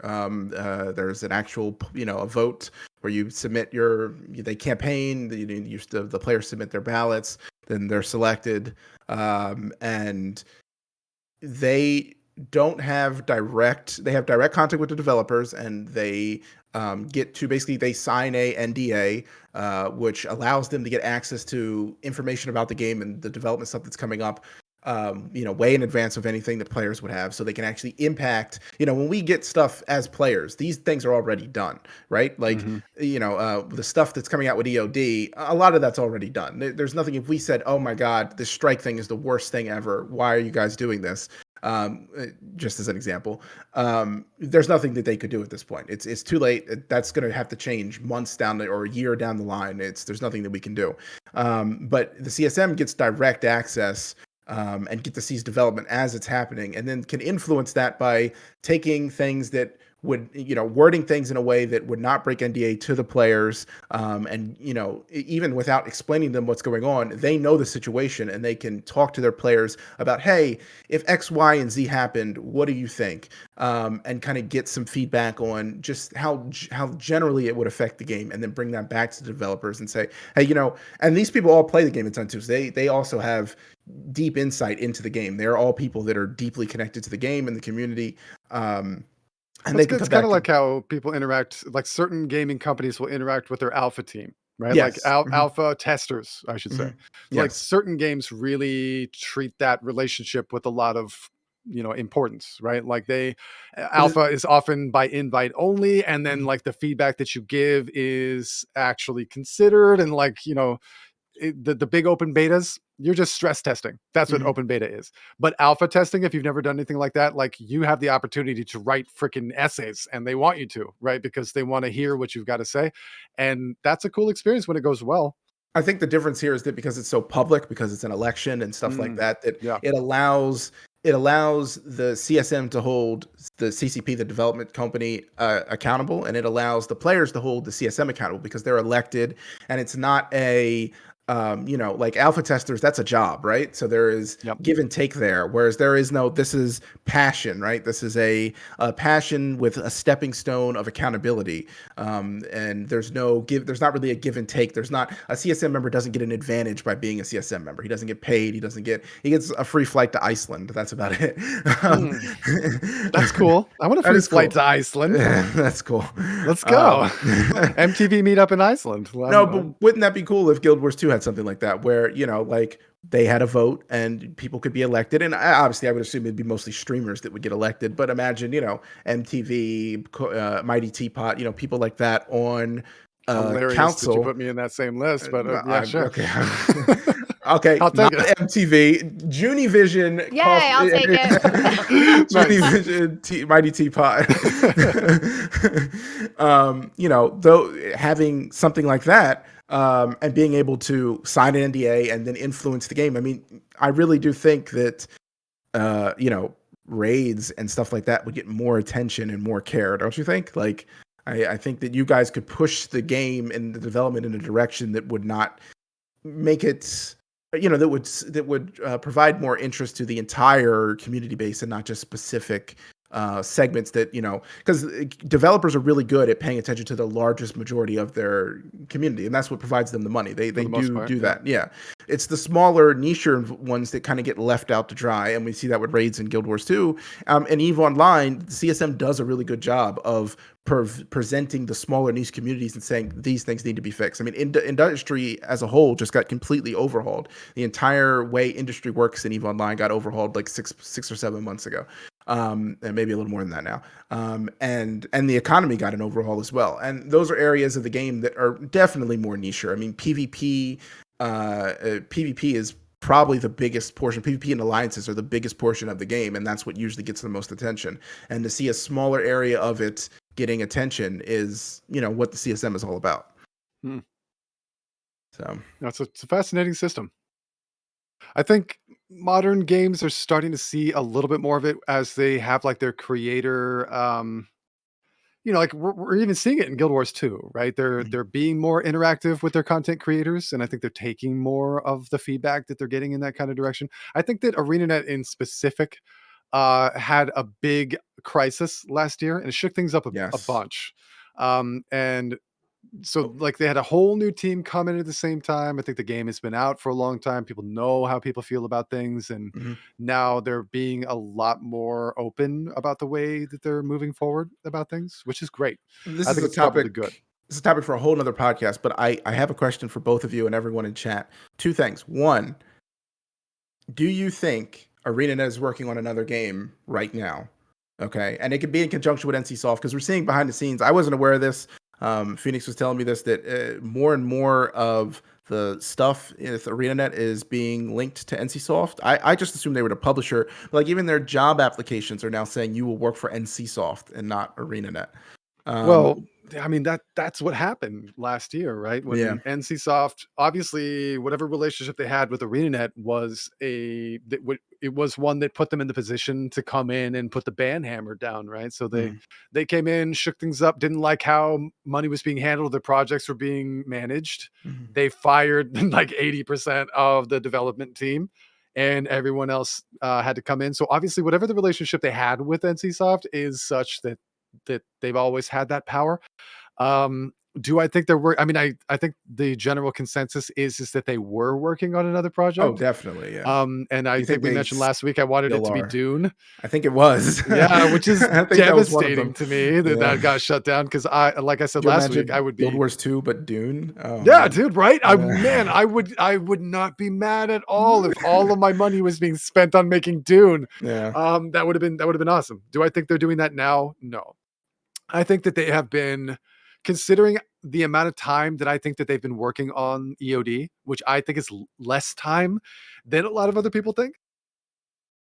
I think they've put everything into this and are desperately trying new things to get people. It's funny, right? Because we sort of like give them a hard time a lot about not um doing like marketing, right, for Mm. their game. I think that's become like a pretty popular complaint about ArenaNet, that like Guild Wars 2 is this great game that nobody knows about or everyone forgot about, or that's the general consensus. If I come across a WoW player, Final Fantasy player, I'm like, dude, I play Guild Wars 2. They're like, hey, that game's still around.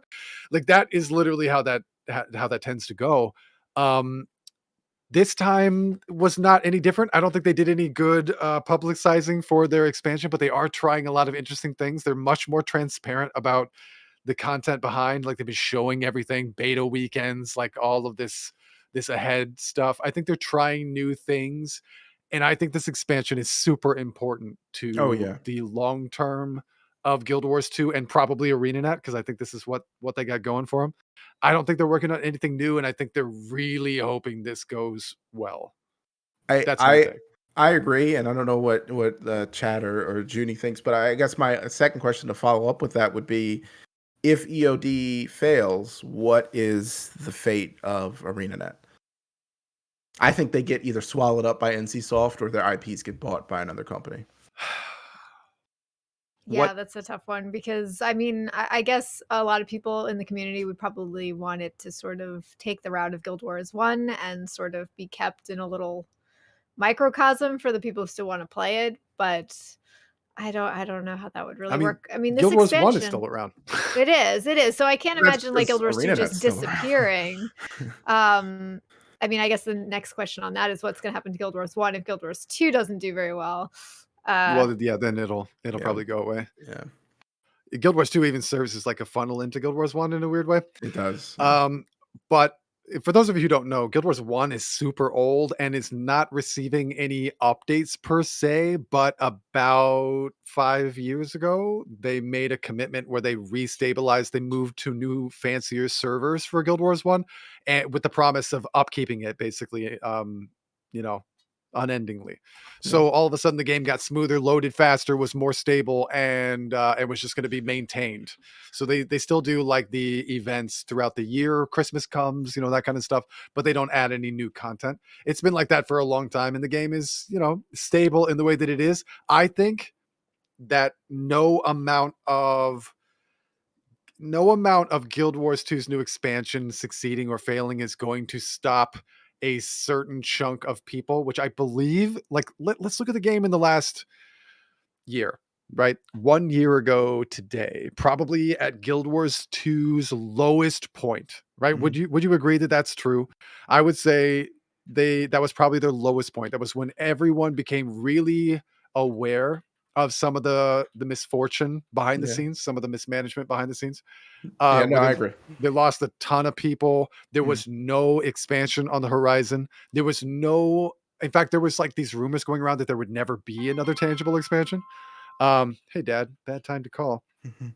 So I think that was probably the lowest that it's ever been, and even still, I think that the way that the game is, they can and will maintain it at the level of success that it had. I think Oh that yeah. it'll just stop further expansions from ever happening. I think Mhm. that their ability to make living world chapters the way that they do is very manageable.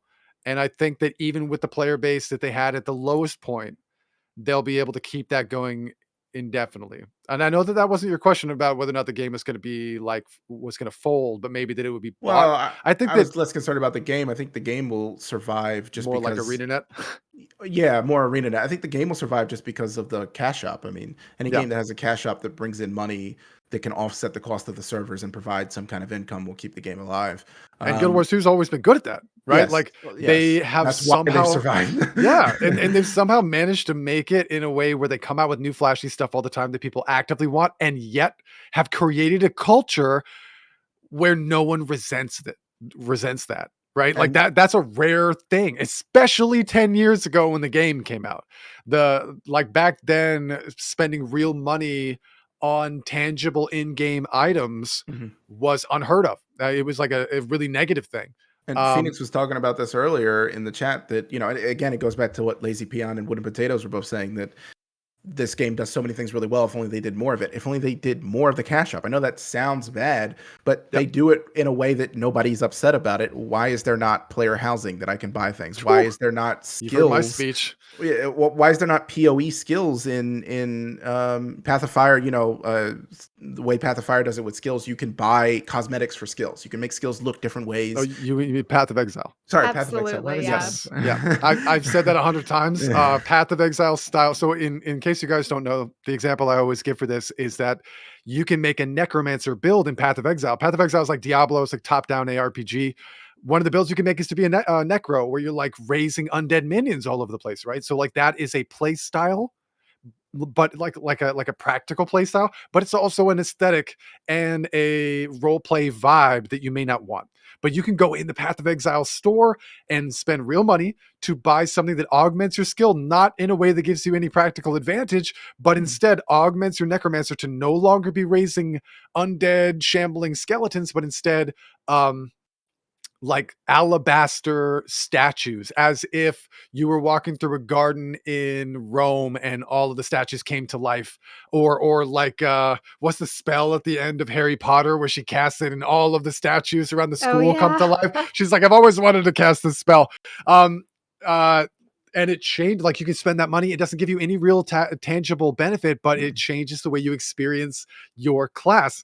And oh my God, Cryptic is right. Like, what if you I mean, Hollow Smith. haven't you ever been pissed off as an Asura Oh yeah, yeah. That's what I engineer was gonna say. where Yep. you summon a turret and it's And this it's hunk of human junk turret. from a Yeah. scrapyard, Yeah. man? Yeah. And you're not summoning Magitech cool, Yep. Asura tech stuff. Like we know what that aesthetic looks like. Why aren't there seed turrets, like skill Yeah. augmentations? Would you not spend money on that, Cryptic? I would just throw my credit card at it. Oh yeah, yeah. I Just mean, throw it. they could do all this new stuff with Cantha. I mean, but I think that's what Phoenix was saying, that like this is another form of diversity. I think it's just a band-aid for the real diversity issue of class diversity and build diversity, but it's a really good band-aid, isn't it? Like it's a good way to provide players with a way to express themselves and have choices, maybe not Yeah. impactful ones, but choices. And of course, it would earn them more money. And the cash shop is their primary source of income, and it frustrates me so much that they don't capitalize on it more. I'm surprised they didn't add player housing to this Yeah. expansion. It would have been a huge boon for them, and everybody would have been very excited about that. It's insane. They added another guild hall with more guild customization, but not player housing. Like they obviously did that because they thought that there was something that people enjoyed with their guild halls. Why didn't they take that to the logical conclusion of player housing? Especially, and I've said this before too, but especially for Guild Wars 2, right? Like Mhm. not every game would love that.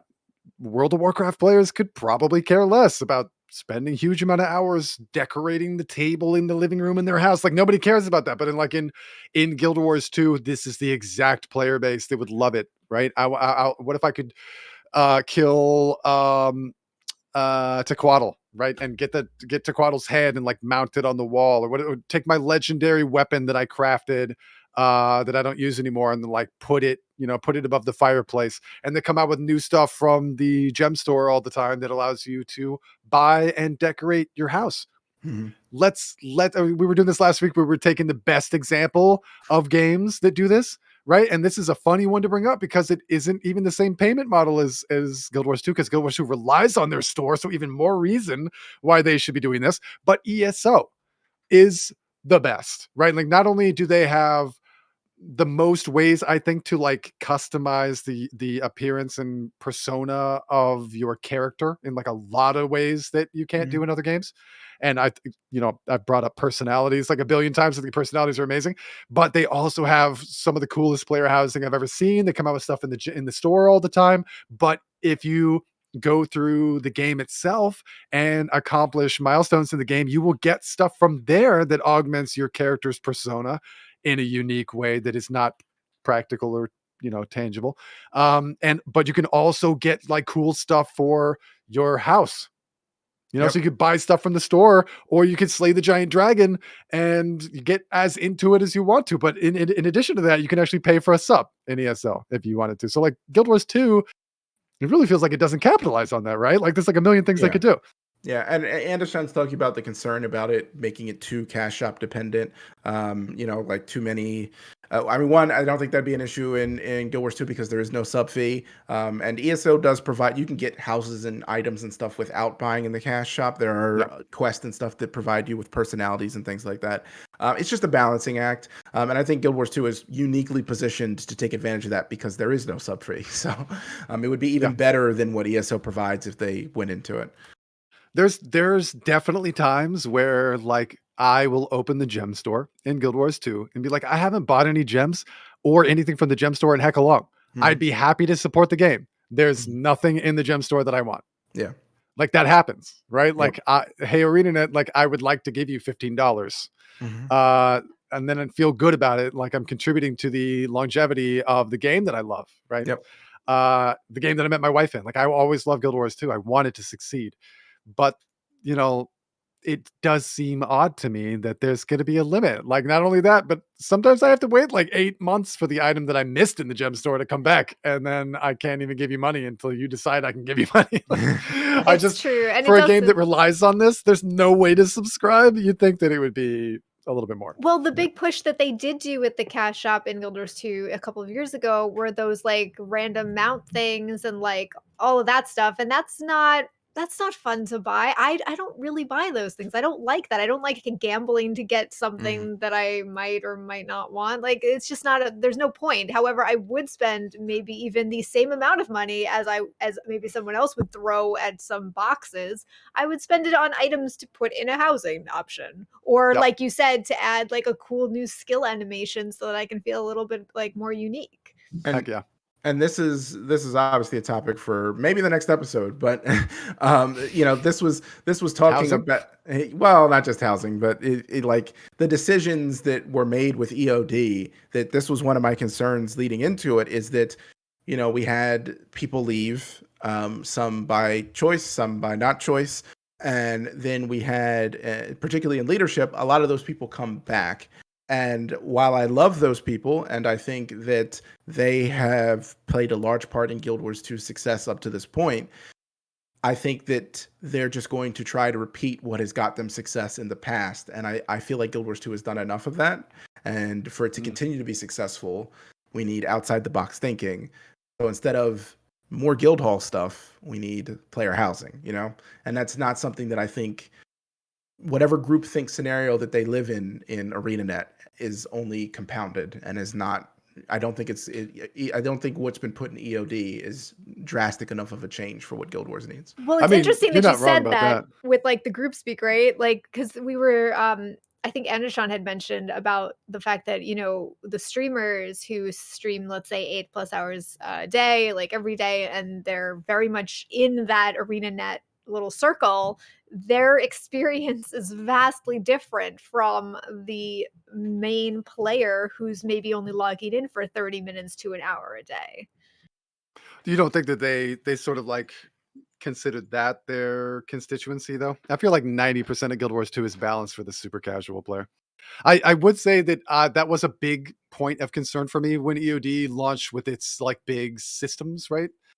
Uh, Guild Wars 2 expansions have literally turned the game on its head every time that they've come out, right? Like HOT added verticality to an MMO in a way that has never been experienced before. Gliding and updrafts and the way that you experience the world was changed fundamentally because they added gliding and bouncy mushrooms and updrafts, right? Like the way that movement was enacted, but also the way in which you got to experience the world because of the 3D verticality that was added to zones was a fundamental change, not just for Guild Wars 2, but for MMOs in general. And then when POF came out, it was mounts, right? Oh man, did that radically redefine what it meant to say the word mount in an MMO. Like the joy of movement, I think is what someone said last week, and I really like that. It changed the way we experience an MMO fundamentally. Like mounts uh, go from Guild Wars 2 to any other game, and you're like, oh yeah, mounts are just, it basically just allows me to swim. Even a flying mount, right? I just get to swim. It's really no different. So like it was so huge. And I actually watched like a TikTok a while ago. The dude was like, the experience of going through the expansions in Guild Wars 2 was like gliding. Oh my gosh, look at this. We're flying kind of. And then like the next one was like mounts. Like, oh my gosh, I feel like a fighter pilot. I'm doing all this stuff. And like, and now EOD's coming out. What are we doing? And it shows him on a boat and he's holding a fishing pole. He's like, oh, I guess we're fishing now. It's like, yes, that's cool, but I do feel like player housing could have been the thing, Yeah. something bigger, something grander. And I don't mean to knock fishing. I like fishing. I'm in games, excited for the but fishing. That is so true. and I also, since we're just on the tail end of the housing discussion, I want to give credit to what Flying Triangle said. He said, "Whoa, whoa, whoa! ESO by default is the best because it's still alive. WildStar was the best to player housing IMO, and he's 100% correct. WildStar was not player housing. WildStar created like you had like you built a little pocket dimension, right? Like it was more than the house, it was the environment. Like it was crazy. Guild Wars 2 had really solid housing because I love the way I think they revolutionized ESO, you mean? MMOs. The what? You said Guild Wars 2 had really solid housing. You mean Sorry, ESO? EverQuest 2. Oh, EverQuest 2 had really EverQuest. solid Okay. housing. It sort of revolutionized the way that getting an item in place to get in the house, like the whole system was just really good. But there are games that did it really, really well. I just think that like, yeah, it's true that ESO is still out and still really expounding on this. But the graphically, right, like ESO is so beautiful. The landscapes that they come up with, somehow I think that it's really captured a really cool magic in the way of player housing. But you're right. I wanted to give credit to WildStar because that was pretty intense. Well, I think perhaps we should start wrapping this up. What? It's only been 2 hours and 16 minutes. I know. I would love to keep going. But I'm surprised Judy has not yelled at us yet. yeah, Raz has climbed into his little cubby there, so I think that's the sign. He's gone to sleep. Yeah. He went out of his cubby and then went back into his cubby. Can you guys see Raz, by the way, in the little cube? There, he's right above the J in Judy Vision. Down. No, that's a real cat. It doesn't look like it. It looks like a stuffed animal. Yeah. He's too big to be a real cat. I know. Okay, so I guess we'll wrap things up. Obviously, there's never an end to any of these discussions. There are so many things to go through, and I really appreciate all of you guys for being a part of this discussion. That's what makes this so much fun. I hope that we didn't ignore too many messages. We try to interact with all of you guys, and if you have anything you want to follow up with, please join the Discord. Contribute your thoughts. We have a whole channel dedicated to this, and we'll probably do part 2s of everything we ever talk about because there's always an ever-changing landscape in this MMO world, right? There's always going to be something new coming out that'll bring up old topics. So I want to thank Cryptic Villain and Junivision, my co-hosts. As always, totally amazing. Check out Cryptic Villain and Junivision both on Twitch. They both stream. They're both awesome. Cryptic should stream more. I'm just going to throw all that out there. Oh, and yeah, there were some links dropped in the channel down below. We do have a YouTube channel. We upload all of these podcasts to our YouTube channel on a playlist. So if you missed the beginning of the podcast and you'd like to hear it, or previous podcasts, go back and check it out, because we're going to be uploading them all the time. Definitely join the Discord, because that's where all the action happens. We do a lot of stuff there. I'm guessing most of you guys are there already. So thank you for being part of our community. We love you. And also, we now have Ko-fi. I keep wanting to call it Ko-fi. But Ko-fi is basically the way in which, if you would like to support Junie and I, you'd like to support the podcast, that's the best way to do it. We got all sorts of cool stuff. Even if you don't plan on subscribing, I highly encourage you to click the link and look at the tiers. They're hilarious and awful and terrible, and I hate them. And Junie is a diabolical genius. But I would like to thank you both for being here with me, and we'll be back next Friday for the next episode. I'm going to pull this up. Did that work? Yes. Okay. So these are our Ko-fi supporters. We've got 2 of them. They're beautiful, amazing people. Thank you, Zhang and Art. In fact, you guys are great. We will be doing this every single Friday. So hopefully you guys will join us next week. Let your friends know. Try to spread the word. We're kind of small, trying to get going again. So hopefully you will continue to join us. We love you guys very much. We also have a content creator role in our Discord for other people in our community that like to stream or make stuff. So I like to try to raid them. I'm going to raid another one of our friends from our Discord community. So give me one sec. Also, during this moment of silence, I would like to just remind everybody, tomorrow is Party Games Saturday. Party Games, we are still having them at starting at 9 p.m. So we'll be doing one of our special games at 9, and then of course, like, finishing off the night with things like Gartic Phone and Jackbox at 10 p.m. So definitely don't miss that. It's going to be super fun. Everyone tomorrow. is welcome. Definitely come. All right, I guys. Well, I love all of you. Happy Friday. Have a great weekend. Take care of each other. Take care of yourselves. We love you, and we'll see you next time. Bye. Bye.